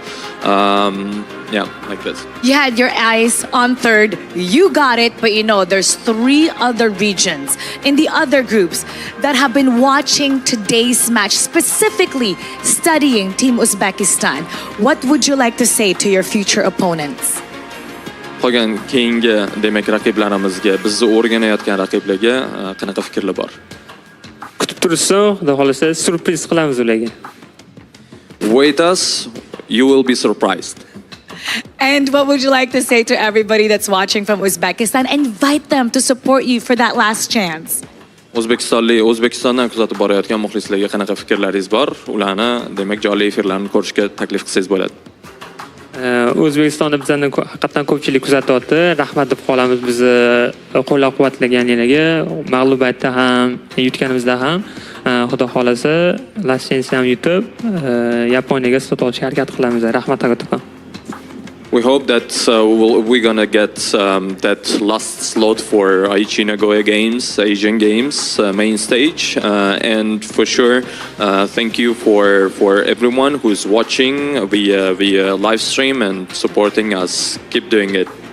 I hope today gave you the confidence. Anything is possible. You guys did amazing today. And you heard it from Team Uzbekistan. For the opponents, watch out. They might just surprise you. We'll be back and go to our casters. Lead the gorge.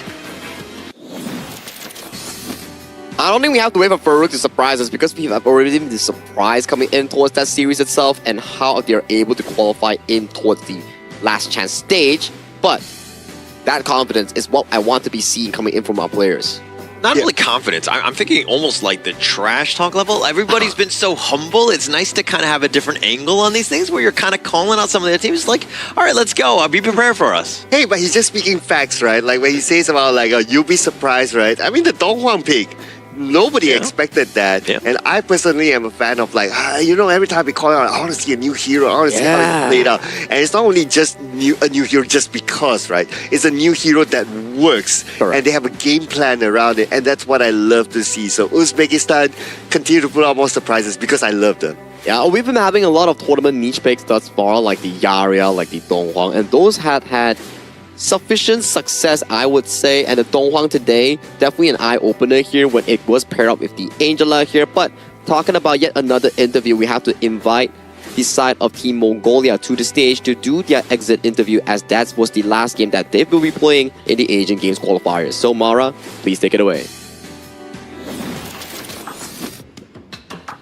From Team Mongolia, we're here with Dark Vidorj. You know, in this type of competition, we bring the best of the regions around Asia. Now, Mongolia didn't get the results that was desired, but what do you think Mongolia needs to do to close the gap so you can come back stronger for the next international tournament? Сая одоо энэ Азийн хүчтэй багууд ерөнхийдөө оролцлоо энэ тэмцээнд. Тэгээ одоо танаа баг эргэж ирэхдээ ерөнхийдөө ямар бэлтгэлтэй байна гэж бодож байгаа вэ? Ерөнхийдөө Монголын HOK сценд бол Монгол баг цөөхөн. Тэгээд нэг 2-3хан баг байдаг. Тэгээд тэднэр нь хоорондоо тоглоо ерөөсөө дээшгээ ахиц гардггүй гэж боддог. Нэмээд тоглогч цөөхөн болохоор анхаарал хандуултан баг гэж боддог тоглоомны хувьд. Харин бидний хувьд дараа нь эрэхтэй илүү сайн бэлтгээд илүү өөр олон улсын багуудтай тоглоод урьдчилан солилцож ерөнхий дараа ирэх гэж бодож байгаа. In Mongolia, there are not many teams, so we are considering to play more of international games with the other experienced teams, and then get more experience, and then we come back strong. I hope you got to observe and see and have the experience that you truly desire. In every victory, there needs to be humble beginnings, and I believe Mongolia was able to experience that. What would you like to say to everybody who's behind you and who's continuously supporting Mongolia? Монголоос одоо үзэж байгаа хүмүүстээ дэмжигчтэй юу гэж хэлмээр байна? Дэмжиж үзсэн та бүхэндээ баярлалаа. Тэгээ үргэлжлүүлэн дэмжээрэй. Нэмж хэлэх зүйл гэвэл урмигч явуулсан бол уучлаарай. Thank you for the support. And then we also want to express our apology to if we couldn't achieve what you expected, and then we will try our best next time. Team Mongolia, there's no need to apologize. You were here, you did your best, and every champion, every future victory, it needs to have this kind of experience. We're glad you're here for the Asian Games qualifiers, and we hope to see you stronger next time. And now we'll head back to the casters. Lead the gorge. Indeed, well said, Mara. There's no need to apologize here. We are proud of Team Mongolia and Dogwadorj in how far they were able to come as a team. You know for a fact that they lack the experience, but throughout the 4 series that they played, every single one of them progressively started getting better and better and better. And undoubtedly, I think the last game that they played was one of their best. It took us a while. I mean, yeah, the growth was definitely there, right? I think that this is a team that's just a little bit, lacking in the experience department. Once they get those reps in, they're going to be much better because we saw in 7 days just how they were able to grow, and it was exponential. Yeah, and also you kind of think about it, right? It's an honor to play against some of these amazing teams, right? Like they get to go against Team Indonesia, Team Philippines, and a creative team like Team Uzbekistan. They will give them that experience and that know-how on how they're going to adjust themselves for future tournaments. So whatever it is, it's still a good takeaway. Yeah, I mean, if I was in the same shoes and I had to play Indonesia or the Philippines, I too would question my life, right? I think that there would be the same level because they are just on another level, right? And they're just very, very good. So playing against those guys, it's almost not even fair to them. But I still think it's like a good setup, right? It's a good starting for them. It's like, okay, I want to be at that level. So they're like, okay, this is how Indonesia and Philippines play. It's a strong level that potentially in the near future, Mongolia is able to aim on towards that. But thank you once again, Mongolia, for participating in the Asian Games qualifier this time around. Hope you come back stronger next time, along with Pakistan coming in from Group A. But the next upcoming series is the battle of first place and qualifier spot towards the main event. It'll be Kyrgyzstan going up against Myanmar, coming in for Group B. Oh yeah, this match is going to be really, really interesting as well. Yeah, looking forward to that one. But you know what else is interesting? What is it? It's the official gaming phone for the 2026 Asian Games Esports Events Honor of Kings qualifiers, ladies and gentlemen, which is iQOO, the exact same phone that is used by all these amazing players. You saw that amazing Dong Huang play earlier on, how he got that Forsaken contract in on point, and that's thanks to this phone. And actually going back to the matchup coming up. I mean, Myanmar right now guaranteed at least top 3. And then if right now it's up for, Kyrgyzstan to play spoiler, right? Correct. If they were able to win out, we could have a bit of a tie, and it could be a little bit of a shakeup in terms of how that group is going to actually play out. Things are going to get messy when tiebreaker starts coming in, because as we pace on towards day 7 and day 8, lesser and lesser days for teams to actually lock in their spot towards the main event. And so far, we only have like 2 confirmed teams coming in from Group A, which is Indonesia and Philippines. But coming in for the next series, we'll definitely have to go to a short break before we bring you more Honor of Kings action. Whether or not Kyrgyzstan can stop Myanmar's dominance in Group B is what we want to find out. So see you after this break.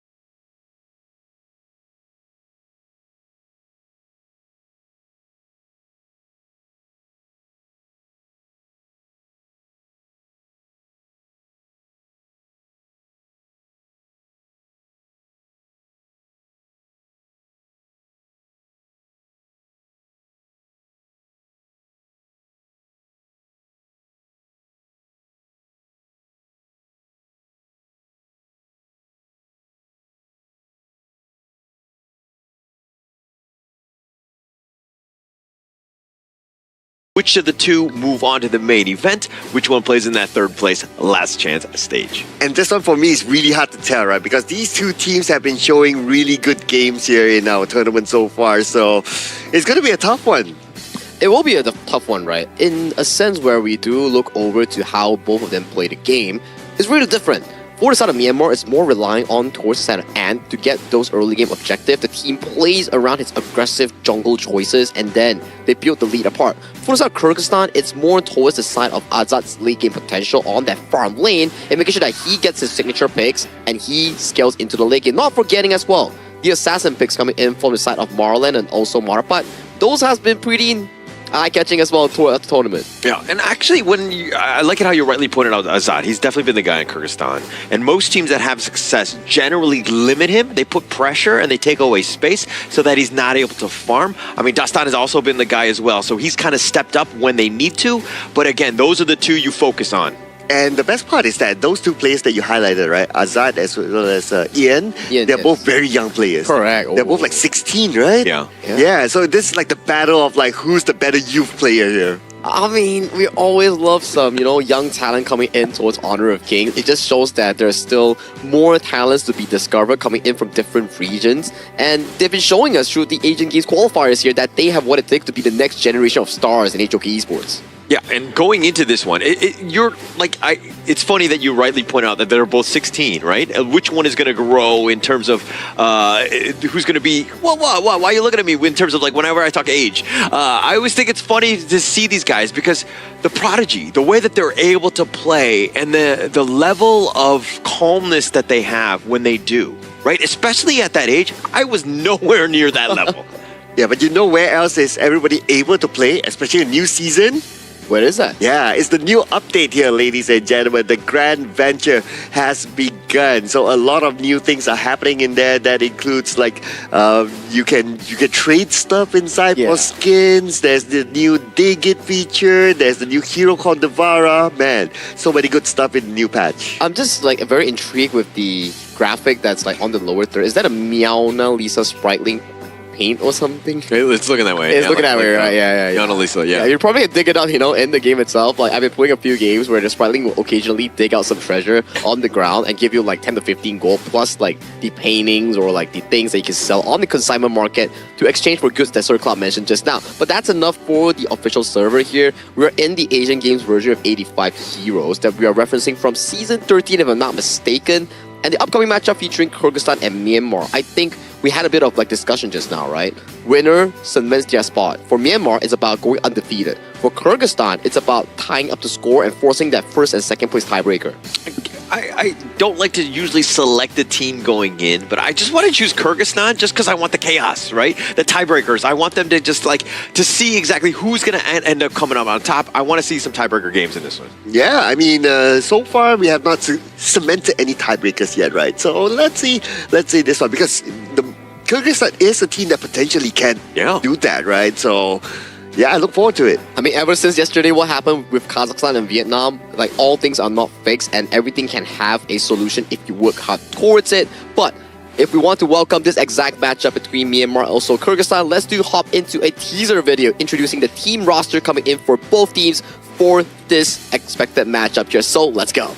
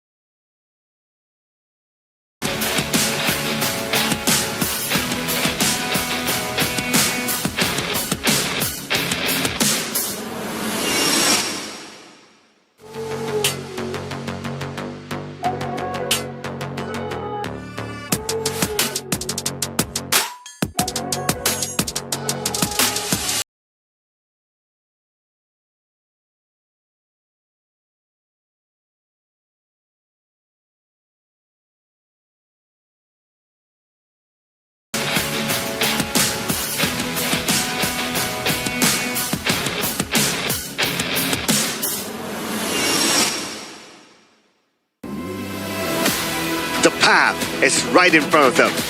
One more win It's all they need to secure their place and take the next step forward to the main event. Focused, confident, and ready for the challenge. Please welcome Kyrgyzstan!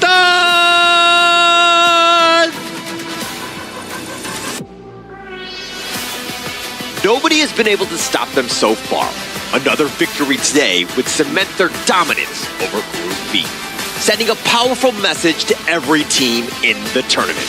Looking stronger with every match, make some way for Myanmar! This is history itself. Both sides suffered early exits in the quarterfinals of the 2022 Asian Games, and now they meet once again on this big stage. But this time, it's for Myanmar's unbreakable streak, and for Kyrgyzstan, it's their step towards that main event. We're going into this one. I mean, walk me through Kyrgyzstan here first. Yeah, we have Jamal back, Dastan, Kovacic, Azad, as well as Marlin. So Azad, not only his photo is very unique and interesting, right? Refreshing, so to speak, right? But his gameplay as well. So we know that he's able to be this kind of player that's very aggressive, right? But remember when he played the Ho Yi? His Ho Yi wasn't that Ho Yi aggressive, chase down somebody and just tap away, right? But his Burning Sun arrows made the play. So he has his versatility on how he plays his farm lane role as well. Yeah, he's always been able to step up when the team needs him, right? And Dastan has also been that guy. I think that these two have really kind of supported one another, made sure that they're in a position to win because of each other's play. And to top off this entire roster, right, the way that they're able to split the duty of carry is really fascinating. But do walk me through as well, Holler. What is Myanmar proposing in their roster? Well, this is going to be Min, Ant, Sai P, Zin, and Sai H. This is a squad that, again, we're kind of on the map of just being like impressing everybody, right? And in the top of the group, undefeated at this stage, they are the team to beat. Oh yeah, absolutely, right? I mean, they've been showing very good gameplay, good dominance as well, especially with Ian giving us a lot of highlights too. So this team is definitely the one to watch. And even before coming into this tournament, a lot of fans out there were saying that, okay, Team Myanmar, in their group, they are one of the top challengers for the top two slots. And they're proving it, right, Sir Cloud? So far undefeated yet in any single match or single game win-loss. And they've been practically the champions of their group and for as far as they know after playing 3 games now. Now, for the final series that they're going to be playing here against Kyrgyzstan, they need to do whatever it takes to lock in their spot and to show off that they are truly the GOATs of their respective group. And looking at this one, I mean, the hero pool's a bit of a wash, 20-18, not too different there. Even the kills, 78-68. I mean, you're seeing the number of games that they won. I mean, 6 of 6 from Myanmar, but the kills are actually in favor of Kyrgyzstan. What is that telling me? Well, Kyrgyzstan likes to fight. They want to take the fight to the opponent. How does Myanmar respond in this one? Well, Myanmar, they like to respond by playing a little bit faster, right? Just based on the stats, right? Their first strike rates is significantly higher at 67% as compared to 17%. So they like to play this fast and early. If they're able to get this advantage early on by the first strike onwards, they will snowball. And to top it off as well, if we were to check out the KDA, although the eliminations coming in from the K for the side of Kyrgyzstan is 78 and for the side of Myanmar 68, but take a look at the depths differential here. Kyrgyzstan games are more chaotic, where Myanmar's games are more tame, is what I'm trying to allude to. Because in terms of the KDA, so far that has been the story here, and the first strike rate having a 17% coming in from Kyrgyzstan, it means that they are able to play in a comeback sort of situation in bringing the game back to an even. Yeah, my favorite part about all of this is that Myanmar has got a 6-7. I knew Is it too early than day to do this? I don't know, but we're there now. We've gone to that level. But Myanmar, the way, again, I like the fact that they've been able to stay alive. The 11 deaths, that speaks volumes about the team and their positioning. The way that they're able to, again, just survive and to just take over games. You know, it's lucky enough that they actually got one more kill on towards the KDA side from Myanmar, because that's 68. If not, you're going to be having to do it twice towards us. Well, we're going to zoom in onto the stats even further, right? We're going to compare the individuals before we continue our debate here, right? So Jamal back and Min is compared with each other. So, of course, some of these stats are dictated by the fact that, okay, one team has more wins, right? Average KDA, it does favor towards Min 7.5 as compared to 4.1. Average damage taken per minute, DTPM, That's a lot of the Jamal back. So this exact matchup coming in says a lot about the two Clash Laner style, where Min is more of a traditional carry style Clash Laner. Yes, he takes lesser damage, but he returns more in the GPM part where it converts to damage here. It's a different selection coming in from Jamalbek, where he likes to be able to contribute that gold into players like Azad or Dastan, and he becomes that meat shield for the team in being able to scatter off that vision value. So both of them, again, I love the fact that they're both head-to-head on this one, because this is pretty much the eyes of what role and lane you should be looking to get into, because they're the ones that set things up for everyone else. If Zamalbek is able to get to the back line, if he's able to create all that chaos and that damage that you're seeing, they're going to have a pretty good time. On the other side, Min, if he's able to mitigate, again, be that farm carry, if you will. Yeah, very different play styles, right? And when it comes to the hero pool, yes, they're equal, 4 and 4, but I believe if we were to dissect that 4 hero pools that they have shown, it could probably be very different just because of the play style and the stats that they show here. Now, we've seen different variety of the Dharma pick as well. Some likes to go the full tank build, some likes to go the full damage build here. So it depends on how the player actually plays out that specific same hero with a different spell. I can see Ant definitely feeling good, you know, thumbs up towards the cameras here, showing that he is confident coming in towards this series. But coming in for this specific game number 1, Myanmar has side selection. They have chosen the blue side with Kyrgyzstan going towards the red side. What does this say about this specific startup here, Holler? I mean, like, are the teams going to be ready for it, right? I think that's, both of the guys have kind of done a lot of the research in terms of what they will be potentially looking to draft here. I kind of want to address the fact that, like, you know, Ant was smiling and waving at the camera. It just seems like they're growing, right? They're getting comfortable under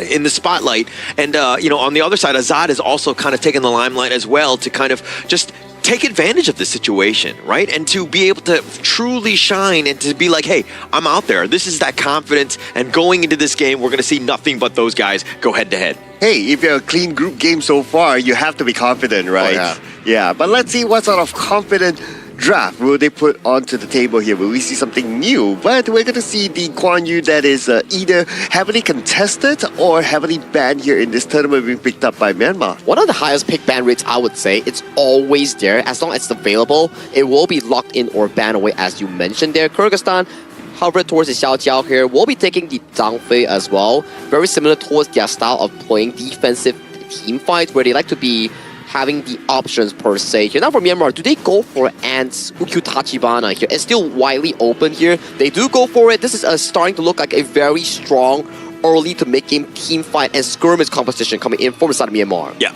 Myanmar, they're looking again to kind of use Ian's special play on the Yukio and just like assassin style, finding again this Aqiao, finding the next carry that they look to pick up here, and it's kind of like everything revolves around Ant of just like protecting him but stunning the opponent. Okay, so we have big boys here, Lapu Lapu, we have the Zhang Fei as well, so it's going to be interesting. The Zhang Fei, of course, as compared to the Lapu Lapu, is the ult especially is it costs a lot more, right, as compared to the Lapu Lapu, but the range or the width of Lapu Lapu's Raging Sea is not as big, so both has its own pros and cons. But what is more important is that how and what kind of timing they're going to be used. Now, I do like the fact that we are seeing a Guan Yu and the Lapu Lapu together for now, because these two type of heroes are able to set things up. One can come from the back and one can come from the front, so they make a really good combination together. Many more options, right, coming in for the side of Team Myanmar, and Kyrgyzstan locking in the Xiang Yu pick here, coming in for the side of Jamalbek in that Clash lane. We don't really get to see this a lot. I think this is our second pick of the tournament here with a 0% win rate, and for now, we'll have to see whether Jamalbek can actually bring this pick to live. And that's going to be an Aaron pick being locked in by Kyrgyzstan here, as we see towards the bans, Arlie, Direnjie, and also the likes of the channel are removed from the pool. Giving over to the side of Zin H, not a lot of options aside from the Lady Sun or things like the Shou Yue, for example. So Xiang Yu, I think that we've kind of not had the greatest impression of it because we saw it earlier and it was more in the roam, and we always joke about how the Hegemon Slash being very slow. But I think that in this one, it's all about the repositioning of the Guan Yu that jumps on. You're looking not only for the laning phase, but also the fact that Jamalbek loves to brawl. If you want to fight, let's go. He's going to be ready to go. And Zhang Yu, it just kind of helps. It will just be up to that and the Umbrella Outburst. You're looking at a nice little combination, plus the Honey Sweet Breeze, just a little cherry on top, if you will. But this is what I worry about the Zhang Yu pick, right? Is that it's not a good hero to track down where the Guan Yu is.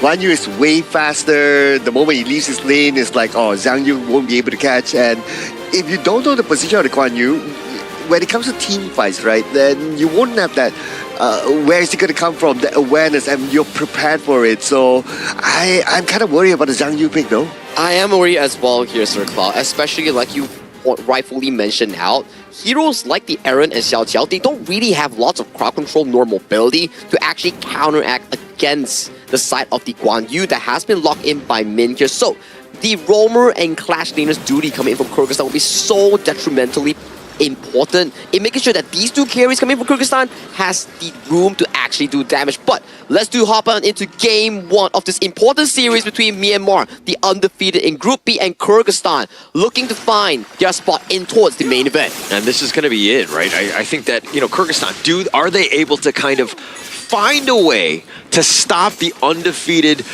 beasts that have been Myanmar, where they've been 6-0 and literally taking over the group? Yeah, and that's the reason why they're there, right? Because they're playing aggressively, just like what they're doing right now. They play aggressively. They try to win very, very early jungle objectives, and looks like for this one, yeah, they did. Oh no, he actually used the Leaping Savior forward. Marlon is in a bad spot, pushed away, and it looks like Marlon does not going to survive as Ian gets first strike. Okay, I mean, if you use the Leaping Savior, and it has a cooldown of about 6 to 8 seconds depending on what level you are, right? So at level 1 is a maximum of about 8 seconds. You're basically caught. Yeah, you're in an awkward definitely a misclick. There's no way you can walk back. Yeah, definitely a misclick, definitely a misplay. Marlon paying with his life there. Not a great start. All of them are right there, and you could hear the cheers because they're like, oh, he messed up. No, yeah. But I was kind of surprised as well that he picked Leaping Savior as his first skill. Normally you pick that as a second skill because you want to clear off the lanes quicker for your teammates, but yeah, I guess that's a choice. I think it was more of just like the fight was happening, maybe I can kind of save, or I need to get to my teammates as quickly as possible. I mean, again, I'm not 100% sure. I'm not in his brain, but I'm assuming he's, again, looking to kind of make the save more than anything else. Yeah, but whatever it is, right, it is only the first strike, right? And it is against a roam. All right, although Roman's life matters, no, but they don't. You get the gist, right? Yeah, but it's okay, right? They can still come back from this one. They just need to refocus back again and get back to their game plan of clearing the waves in the middle, make those side lane rotations, just be annoying back towards Myanmar. But it's one thing to get first strike, but now they're invading, right? They're up about 1.8k. It's not even 3 minutes, right? Again, the aggression from Myanmar and why they're one of the favorites here, because the way that they're able to dismantle teams, and the Crimson Golem looking to be taken away. The Razor Cavalry is going to be used, but the Heroic Charge pushing them all the way in the back, and now it looks like Myanmar will run away and get away scot-free with that theft. Yeah, and they got what they wanted, right? They came for the buff, they got the buff, they leave. They don't overextend themselves. And this is the discipline that Team Myanmar is showing. They know, okay, early game, we don't really need to push it yet. If anyone misclicks, okay, cool, right? But if not, we already got what we wanted. Their next focus is going to be the Tyrant, and that is where Team Myanmar, they're opening up the map right now at the bottom. They're contesting, right? And again, this is uncomfortable, right? It takes a village just to secure your own blue buff. That's not a good spot to be in. They've lost the Spike Tail as well. So more in the coffers of Myanmar, and they're taking it away from Kyrgyzstan here. Okay, I'm counting down, right? So we have about 35 more seconds. In a moment's time, we will see the rotation from the jungler, from maybe even the mid to move towards the bottom. Because right now, side H is already setting things up, right? He's opening up the map. He's making himself a target man. And he knows that he can be the target man because he can still easily escape. And he does not need to expand the Raging Sea, which is an important skill for him to keep at this moment to contest for the Tyrant. Yeah, and actually that's the biggest problem, right? If you're looking at the Myanmar squad, Marco Polo, he's going to have a field day, right? Assuming that he's able to kind of dodge the Umbrella Outburst, which is a long cooldown, Hegemon Slash, another big one, Honey Sweet Breeze, as long as those are the big pieces. But if you miss one, it might be teamfight losing because you're not going to have it again at a later time. But now the charge away, Zalmovac getting a little bit low. He's looking to just stay alive. He somehow out heals it. Mid is a little bit low himself, but the Kumanich is going to be the first to fall. Marlon now with that Ferrari form, he's trying to run away. Azad had been taken down. He actually went back in. A double strike and free food for Int as he takes him down. Zamalbek is going to be taken. That's a triple. I'm not sure why he actually went back in though. Like, he already survived that one, he used the umbrella outburst, he had the extra shield, he could just walk back, but he somehow turned back. Okay, I would get it if you still have Azad there, if you still have Kubanich there, cool, right? Because you have the damage output. Okay, let's have a good look at this, right? Okay, firstly, Zamalbek surviving this one, that's great, right? And this is where Marlon, he's absorbing the damage, he has used the umbrella outburst, but he turns back. But there's only Dastan there, and Zamalbek not the biggest damage dealer. Dastan does not have his items yet, so what were the chances of actually winning that U-turn? It wasn't great. And I think that also Marlon was looking at this just more of like, hey, they've got 3 members, we've got 3 members, right? We're equal in that sense. Obviously, Azad going down, he's like the main difference maker. He was not alive to go into that team fight. So a mistake overall, and Kyrgyzstan pays with that one, and they get aced off the table. Okay, if Azad was still there, if Kubanich was there, cool, right? Because Kubanich can give extra CC, Azad obviously can just throw skills, right? And just deal damage, right? But yeah, whatever it is, hopefully they'll be able to reflect on that one and really time their attacks better. Yeah, and this is also when you can kind of feel like the nerves are a little bit under Kyrgyzstan, right? The flash away Zamalbek will survive, but just barely on this one. And it seems like they're kind of playing a little out of character. They're trying to force things. A little mini stun on, and the Umbrella Outburst just to keep them alive. The Razor Cavalry sending them all back. They've got the Raging Sea. That's going to be used as well. They find Zamalbek, but they get the return kill in mid. Marlon is down as well. The chase is on. Azat running for his life. Not able to get away from Ian, who's chasing them. That's a Quadra Strike, and it looks like it's the Penta Strike for Ian.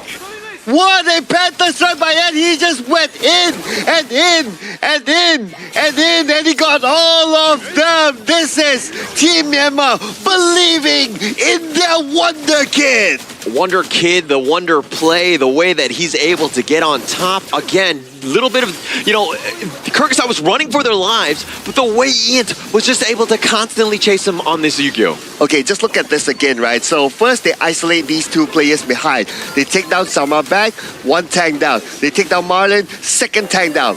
No tank, everyone else is a squishy, and Ian loves squishies. He goes in, he just takes down 1 by 1, and it became a Penta Strike like that for him. And the rest of the Myanmar was just like hands off, right? Don't even touch your phone, right? Your IQ phone. And let them make sure that Ian gets that Penta Strike, because he was just completely setting it up. He is an absolute monster on this Yu-Gi-Oh! For the record, this is the 2nd Penta Strike that we've seen here so far in this tournament. So great job here by the young prodigy of Team Myanmar. But they go in. Yeah, a little bit just into the bottom T3, zoning them away. Marlon just got enough madness to potentially use this ult, but I don't think he's going to expend it here. Bottom T3 is down. No, he has to keep that one. He does not have the right opportunity yet to actually use it, and then his teammates are able to follow up. They're not in position yet. But it's not only about position right now. The gap is starting to show. Look at the difference of level. It's almost an average of like 2 levels depending on which hero that you're looking at. So for them to really find a good one, they need assistance from the tower at the same time. Yeah, and if anything, Ant has a 4-level differential over Dasan, right? That's how much he's rolling. He's absolutely taking over this game. If you ever wanted that moment where you're like, okay, I need to just take over, this is it, Ian, showing how it's done. Oof. And now they have absolute control. Look at this. All towers taken down. The Overlord is still open though, but we are at 8 minutes. So if Myanmar wants to go and take the Overlord, might as well wait for the 10 minutes. Yeah, a little bit of a misplay by Azat. The Raging Sea covering the return. Oh, the Razor Cavalry with their own charge, pushing them all into your team. All members of Kyrgyzstan are down, and Myanmar are going to take game 1 at the 8-minute and 37-second mark. 16-1 in terms of the score, and gets a Penta Strike coming in for game 1 itself. They are definitely feeling it, and they are looking heck strong going in towards the series. Oh, this is solid. Solid gameplay by Team Myanmar. From the first buff, the first red buff, they went all the way up, and then they stole away that buff. I wonder if Kyrgyzstan is able to get any red buffs at all. I I don't think so. I don't think so. Throughout the entirety of that first 6 minutes, first one where we saw the leaping savior coming in from Marlon, mispositioning and getting caught. Prior towards that, they already took away the Crimson Golem. So these are not coincidences. They pre-planned this knowing for a fact that, okay, jungle matchup-wise, mid lane matchup-wise, I get to push, I get to invade. Hence, this Ukyu Tachibana was played to a perfection coming in, not just only Ant, but the teammates helping him perfect that value. Yeah, the strategy in they're like, okay, we see some weaknesses. We know that they're not really defending their buffs early. Once we were able to take the first one, they got first strike off of it, then it's on a timer, right? It's going to be contested every single time. And Myanmar were able to play their games. And Kyrgyzstan, again, reeling, trying to play reactive, that's a losing proposition. And look at all the highlights, right? Like Team Myanmar, they were just all smiles throughout the entire highlight. They're like, they know they have it in the bag. They know everything that they plan is falling into place. They knew there were a few misclicks here and there from their opposing side, and that's where it almost felt like they were having fun. I mean, we are at the caster's booth and the players are right outside of us. And then when we heard the Penta strike, the first strike happening, they were really loud and we can hear it all the way from here. The energy just vibes from outside all the way to here. Yeah, it's almost like they were giving away what was, you know what I mean? Like when you saw Marlon jumping in, all the players are like, oh, like you can tell. And we're like, okay, yeah, he's definitely caught. There's no way he's getting on out. I mean, we're seeing that as well. But again, very reactive, emotional team. And they're on an absolute high here, this Myanmar squad. I mean, that was just amazing game one coming in for the side of Team Myanmar, right? Trusting the fact that Ant can always come up clutch with the Ukyu Tachibana. But aside from Ant, I want to point out there's two more players coming in for this composition here. It's Min and also Saihage. I do believe that these two players, in the teamfight moments, they were able to set up a lot of those big moments that benefits Ant, Sai-P, and Zinage in looking for those big damage moments here. These are the two path makers coming in from Team Myanmar in this game one. Yeah, and we did talk about like, okay, one can come from the back, one can come from the front, and they play this sort of sandwich sort of strategy, right? So that's where Min and Sai-H works well together with their combination of the Guan Yu and also the Lapu Lapu. Because of their high tempo gameplay, look on the other side for Kyrgyzstan. Zhang Fei is not able to farm. The only item that he's able to get besides his boots is the shield, and because of the gap, the damage output from the opposing side, the shield has minimal effect. Yeah, and going into the KDA, I mean, just checking out like what Ant had done. I mean, 11,002, 10,000 net worth. I kind of feel like the rest of the squad, like it didn't matter what hero they were picking, right? Because he was able to just completely dominate the game. Obviously, highlights will all show that just like there was so much control. But Ant has been like this one-man wrecking crew where Kyrgyzstan have, and anyone else actually at the Asian Games qualifier, has any answers for. So far, no. I don't think we've yet to see anyone that can debunk this specific pick itself. And if you're Kyrgyzstan, you're just wondering like, hey, what can we actually do in the following game? Was it the draft? Was it the execution? What was the big discrepancy coming in between Myanmar and Kyrgyzstan coming in this game one? Oh man, I mean, I want to look more at these stats, right? Like any other significant numbers here that we can see. Damage dealt from Kyrgyzstan everyone's pretty much the same. So look at this, right? If a Zhang Fei is able to deal 17.9k, and then if you look at your jungle, right? Dasta is able to deal 60.2k. So if a support is able to deal more damage than the jungle, this tells a lot. This does tell a lot where Dastan didn't get any sort of farm going, you know, like level 1, you already see Ant, Min, Sai-P, and Sai-H are all in your jungle and they took away your Crimson Golem plus the first strike on towards Marlon. And then every few minutes you have Min just standbying in the red side jungle waiting for them to appear. And once they show, immediately Razor Cavalry coming in from the back and setting up more plays, more takedowns for the side of Team Myanmar. And that snowball kept going and going and going until the 6-minute mark. Penta strike coming in from Ant, 8-minute mark, game-winning push. So clean stuff all around from Myanmar, from game planning all the way to execution. Yeah, perfect game. I mean, there's not really much I can really nitpick on the Myanmar side. If we're talking about Kyrgyzstan, look, I was trying to defend the Xiang Yu pick as much as possible, but the impact was definitely not there. I think that in terms of like some sort of better clash laner to kind of really give them some chance, because Min on that Razor Cavalry, I mean, on the Guan Yu was just so good. Yeah, I mean, in my opinion, if you want to use the Jiangyu, right? Okay, you pick it as a roam. I think that should be the primary role. And then you need someone else to set up first. Because the Hegemon Slash will take 5 business days before you arrive, right?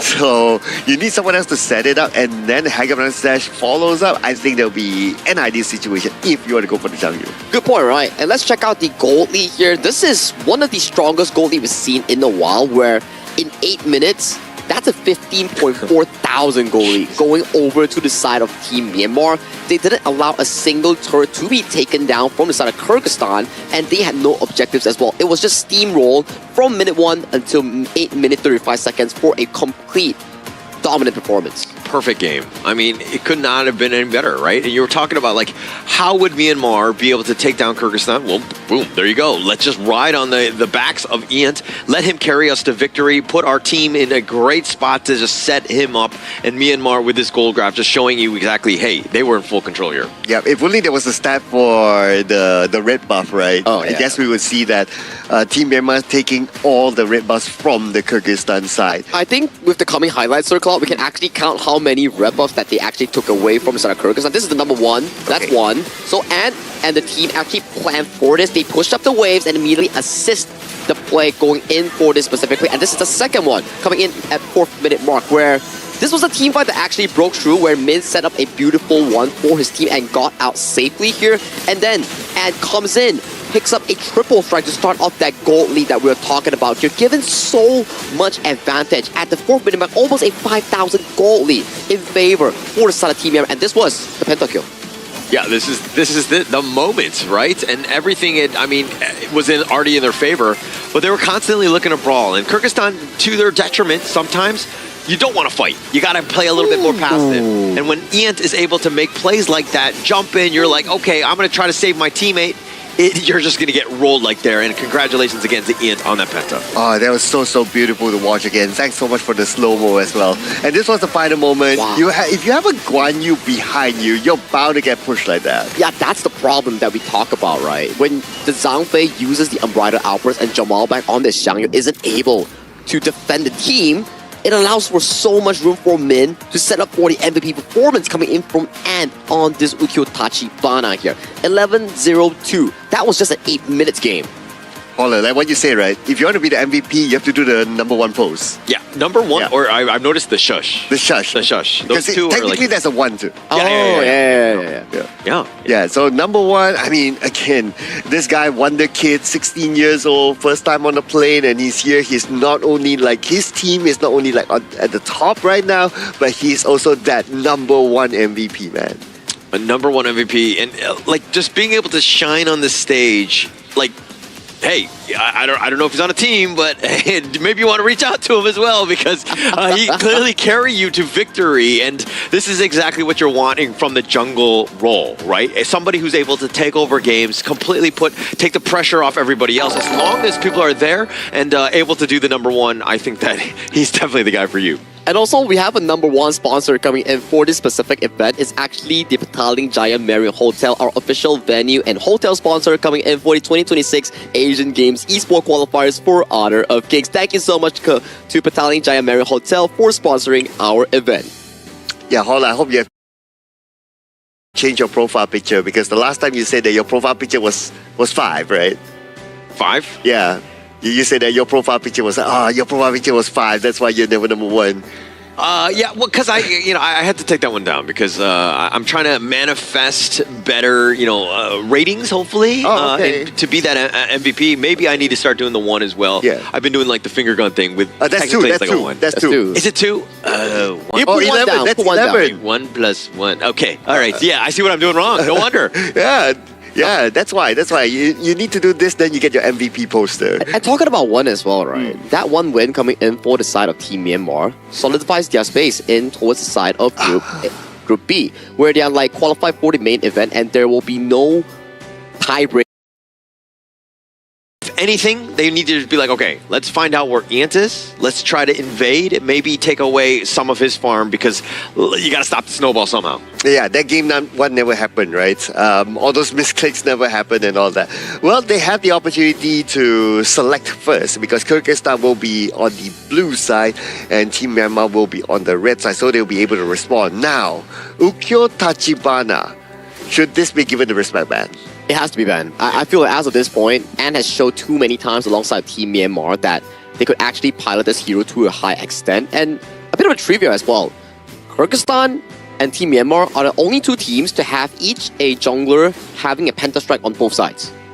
Oh yeah! Kyrgyzstan on the Hansen the other day, and then now Myanmar coming in with the Ukitachiban on the hands of Ant. So kind of a bit of a coincidence, I would say. Challenge accepted now for Dastan to just one-up Ant in this one, game 2. Another one? Yeah, Another pentastrike? another- Yeah. Well, first thing they have to actually figure out is how they can stop the Myanmar pain train, where they have been really, I would say, dominant in their early game. Those jungle invasions, those Crimson Golem invades, that's something that Kyrgyzstan needs to figure out if they actually want to figure out the Game 2 draft. Now, let's go into the Game 2 draft with Kyrgyzstan on towards the blue side as they do lock in that D-Ranger while banning out things like the Guan Yu and the Maestro. Some heavy setups have been removed away, but if you pan over to the right side, that Ukyo Tachibana is that freely into the hands of Ant. Oh, okay, but the Ukyo Tachibana is going to go up against the Hansin. So these two heroes got pentastrikes. So both of these might be like, okay, let's see who will one-up each other here with that particular hero when they got that pentastrike itself.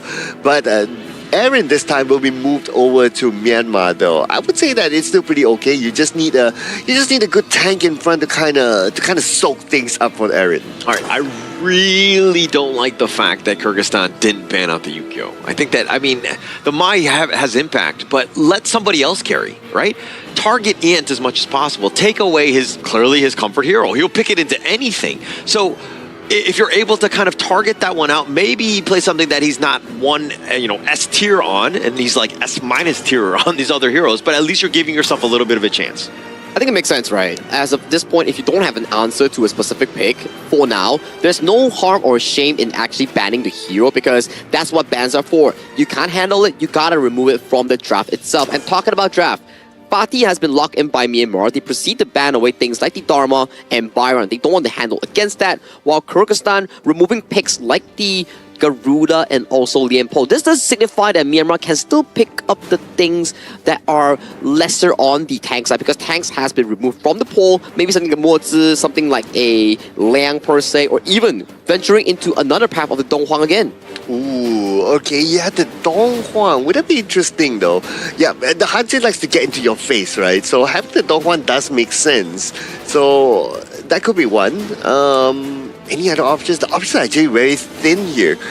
What if they go a bit creative? Like, what if they go for like a Mozer, for example? You have a Mozer and a Hano, just A lot of projectiles. yeah, just throwing projectiles in front, and there's no way that Kyrgyzstan is going to go for Ali no more.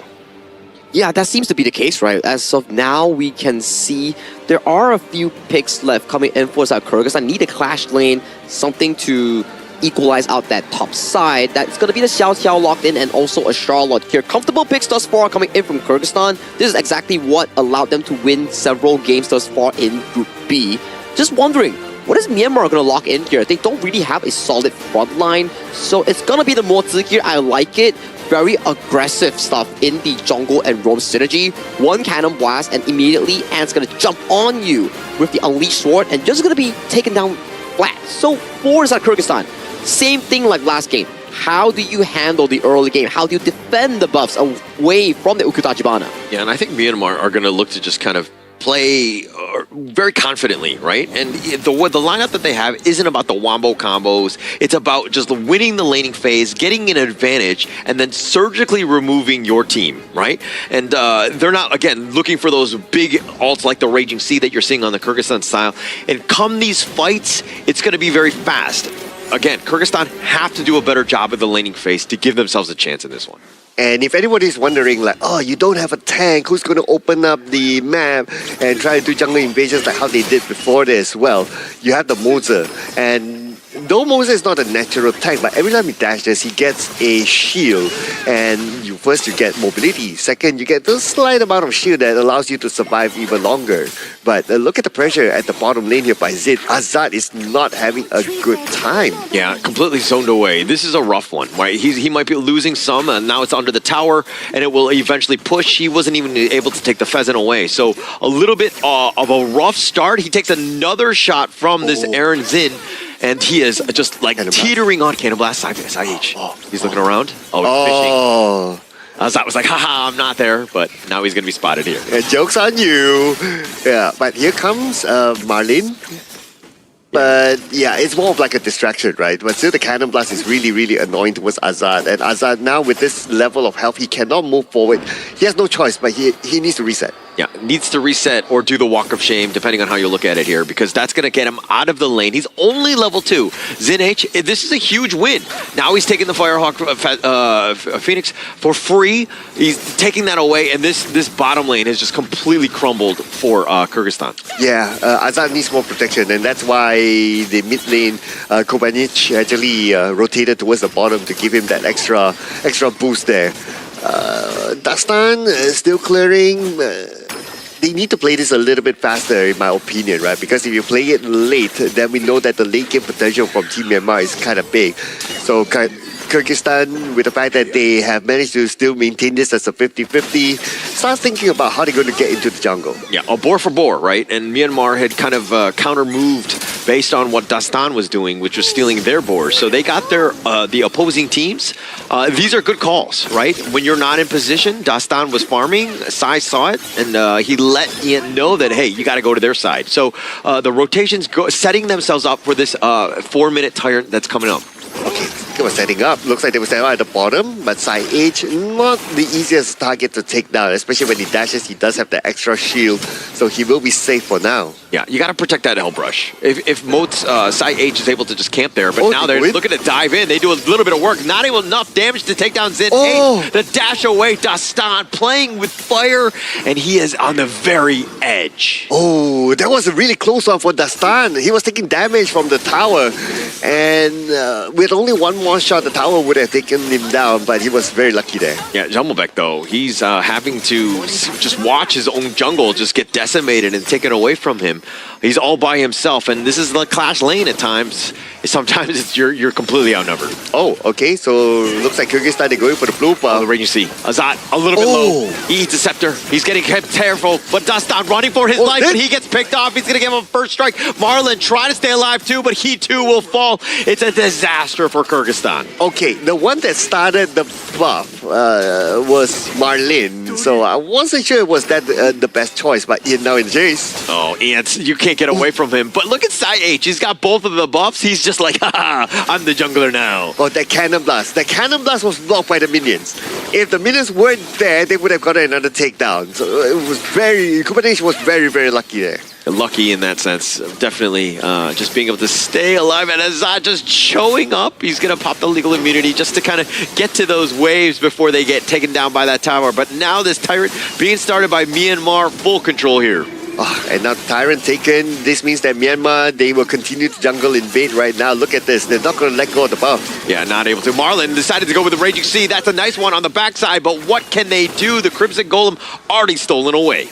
And this almost feels like deja vu, right? They start stealing the Crimson Golem one after another, and then Team Myanmar will just steamroll from there. But Team Myanmar, the difference between the game before this and now is that they don't have like a dedicated frontline tank. So without that, they cannot open up the map inside the jungle side. Yeah, they can kind of do it with the Moses, but it won't be as effective or as frequent as like having a dedicated tank.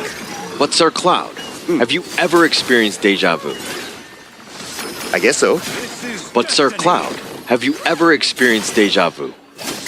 I guess so. You see what I did there? Oh, okay. As we're going into the top lane, this is a bit of a problem. It looks like Min will get back to safety. 3 members on here that might get that jump, but Zin H taking the tower down, just munching him down. Okay.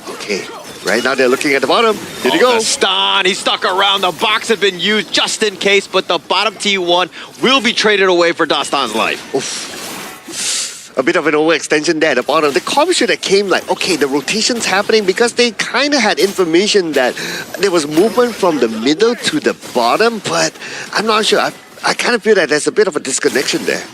Yeah, a little bit of a disconnect here, but Myanmar, again, using those minions to the last. Jamalbek taking a lot. He's trying to dash away, mid T1 down. Myanmar in control of this game as well. All right, now with the tower down in the middle, again, access into the jungle wide open for Team Myanmar, and they will take back another buff. Okay. Again, textbook gameplay by Team Myanmar. Just like how they did in the last game, they take down all the red buffs and they focus onto the lanes and they eat up the jungle space. They're just doing it again. Yeah, taking over not only the buffs away, but this is just opening up the avenues of attack, right? Bottom T1, take it for free. Nice two-man candle blast. Right now, Kyrgyzstan really not able to find a way to get back in. Azat going up against Zin is actually 1.3k behind. He's struggled just because of how much pressure Zin has taken upon himself to put onto Azat here. Yeah, and also Sai H as well, right? With the Cannon Blast putting pressure onto him at the bottom. And he doesn't need to show up all the time. Like Sai doesn't need to show up all the time. He needs to put in, okay, 1-2 Cannon Blasters. Okay, that's good. He just leaves. Because when he leaves, Azad wouldn't really know if he's still there because of how far the Cannon Blast ranges, right? So as long as, okay, he puts 2 Cannon Blasts, he leaves, he does something else somewhere, and then he comes back, and then 2 Cannon Blasts, this will put Azad in the position of like, I don't know whether it's clear for me to come out and farm or not. Yeah, so, which is a problem, right? Because Azat is your win condition. He needs to stay, again, farmed, constantly just being jungle efficient as well whenever he moves around. And Iant, this is the guy that has been efficient as they find the backline. They find Azat. That was the target priority, and they take him down. Bottom T2 is under siege as well. Right now, Myanmar absolutely rolling as they find Kubanich as well. Okay, and Dastan's on his way back though, but looks like he decided not to because there's nothing he can do even if he turns back right now. So myself focus on getting the tower at the top. That's fine.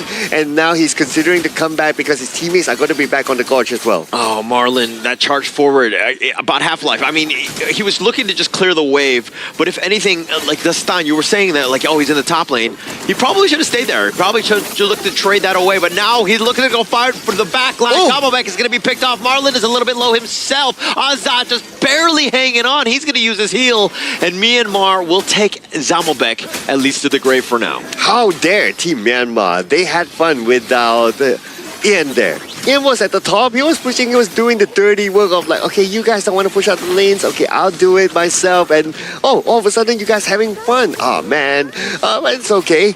Most importantly, objectively, all the lanes now are being shoved in. Yeah, and I mean, you're thinking about, the mini stun, the box, on the side, they find a stun. He's not able to run away. Just a nice pickup again with this huge advantage. The finger wind, not fast enough. Sai P going down as well. Okay, that was a closer. I thought Sai P would have got away, but yeah, still got taken out, but that's okay. One player sacrifice, but still enough room for Team Myanmar to get the double objective.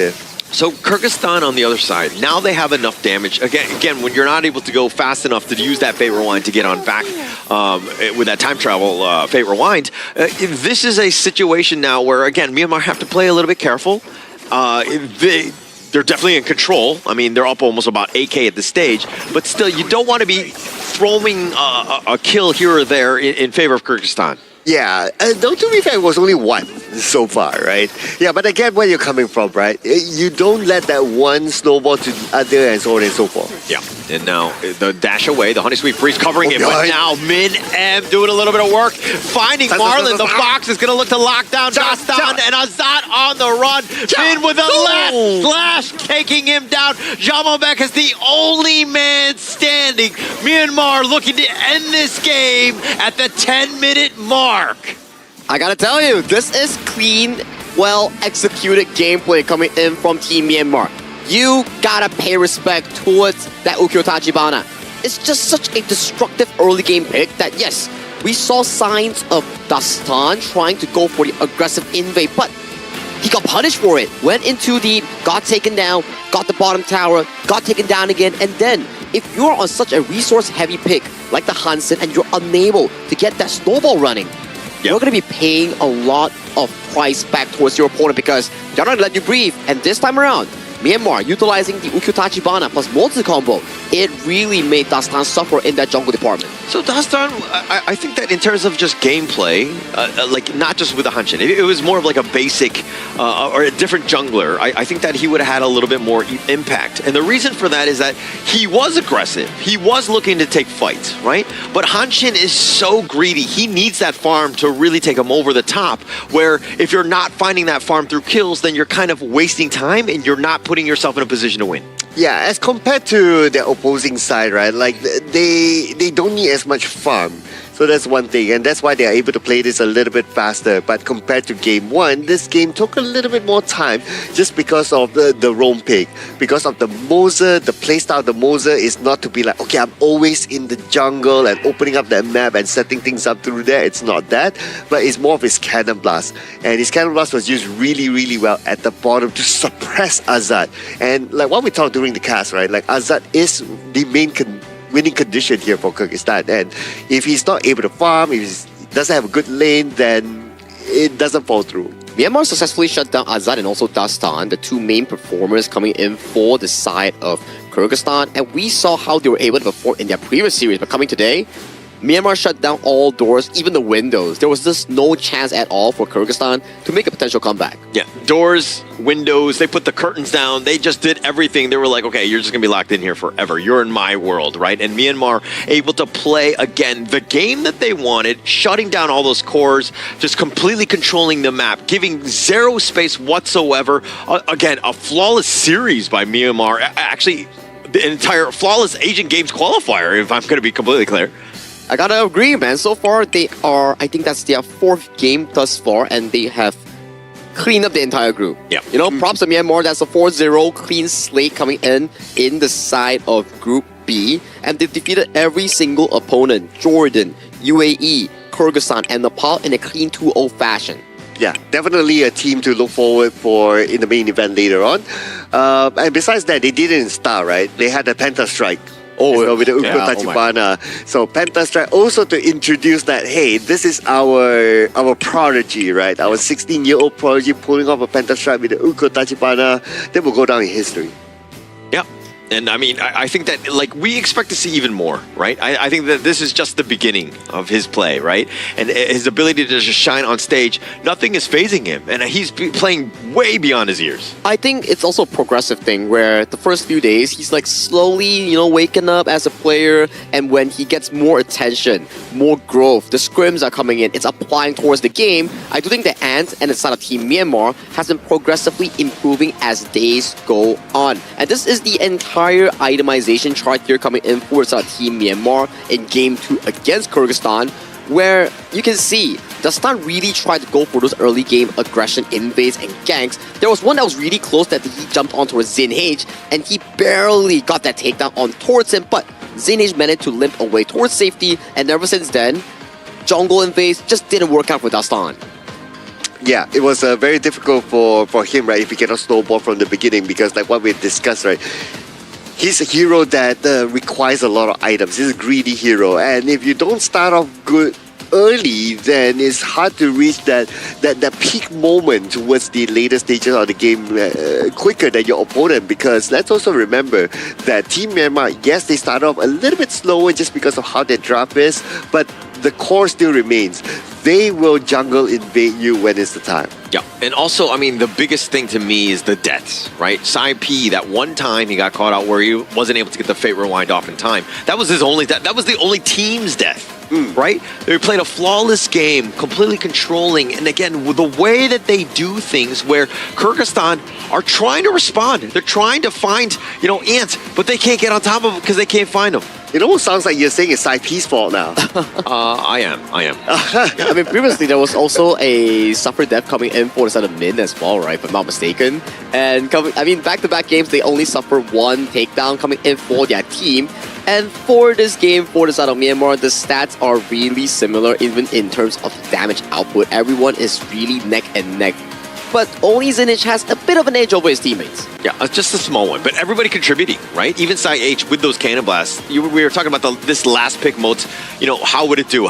Do they need more of like a Lian Po or a Zhang Fei? It's like, no, actually, Psy H, as long as you just kind of control him from afar, everybody else will be able to take him down. It's really destructive, right? Compared to the side of like Lian Po, Zhang Fei, or Lapu Lapu, you need to be kind of like a level 4 kind of status with your flash up. But for Mozi, it's more of a, I hit the cannon blast, you go in. If I don't hit it, we try another time. It's like you are fishing for fishes with your cannon blast. If you hit the cannon blast, great. If you don't, let's try again later. But this is how exactly Myanmar played the composition. They were able to rely on Psy H accuracy in generating those pickoffs with the damage coming in from Ian and also Psy P, gaining them the advantage to really push forward, just similar to game 1. Yeah, big projectile gameplays by Psy H and also Psy P, I must say, combined together. And because there wasn't any Arlie there on the Kyrgyzstan side, so it allowed them to just spam those projectiles. But looking at this graph here, yes, this one. It was a big control game here by Team Myanmar, and that's when it's shown by the graph, it goes towards them all the way down.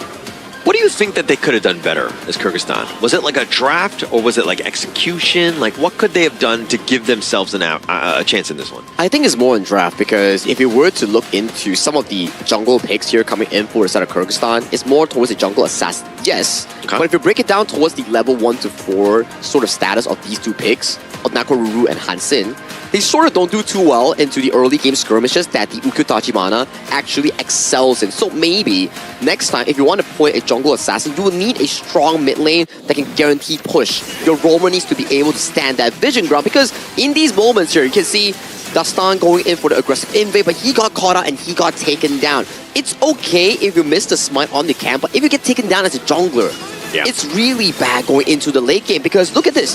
Back-to-back takedowns leading into a jungle invasion.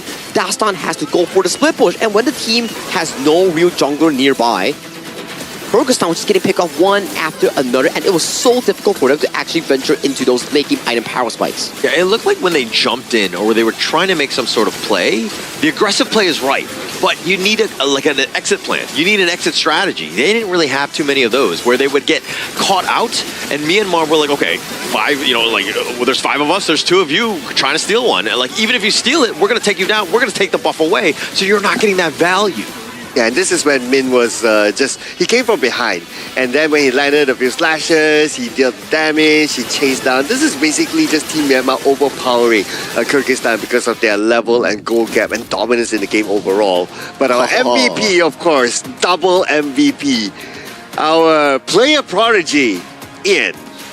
I mean, he's just stacking it up to this point, man. He's like back-to-back, and I think previously in some of the series, he was also MVP as well. Gotta fact-check that real quick whether or not he's our current highest MVP count players, because I think so far highest MVP count is about 4 or 5 MVP counts. Yeah, I think Ian will probably be on there. It looks like Ian is probably going to be the guy. I mean, he's got 5 now, so yeah, I think we need to change his picture so he's got 5 fingers up, because that's the way it works, right? Based on how many... No, one at a time. One at a time. No. Holler, don't get greedy, Holler. I want 5 MVPs at the same time. That's why all my profile picks, I've got 5 fingers up. I mean, for Ian, he's really taking it one at a time. Like, if we were to venture back into his day 1 performance, maybe not the most confident, but that's the thing. 16-year-old, first time on the plane, coming over to Malaysia here and playing the qualifiers, representing not your club, but your region or nation. That's what impresses me. Like, maybe for me, if I was 16 years old, I don't even know what I'm doing here, but he has the courage, he has the growth coming in as a pro player to do this. 5 MVPs and with a pentastrike of all things today. Oh man, this guy, he is definitely getting a hero's welcome back when he returns back to Myanmar for sure. What a play, what a child prodigy he is. Bright future ahead though.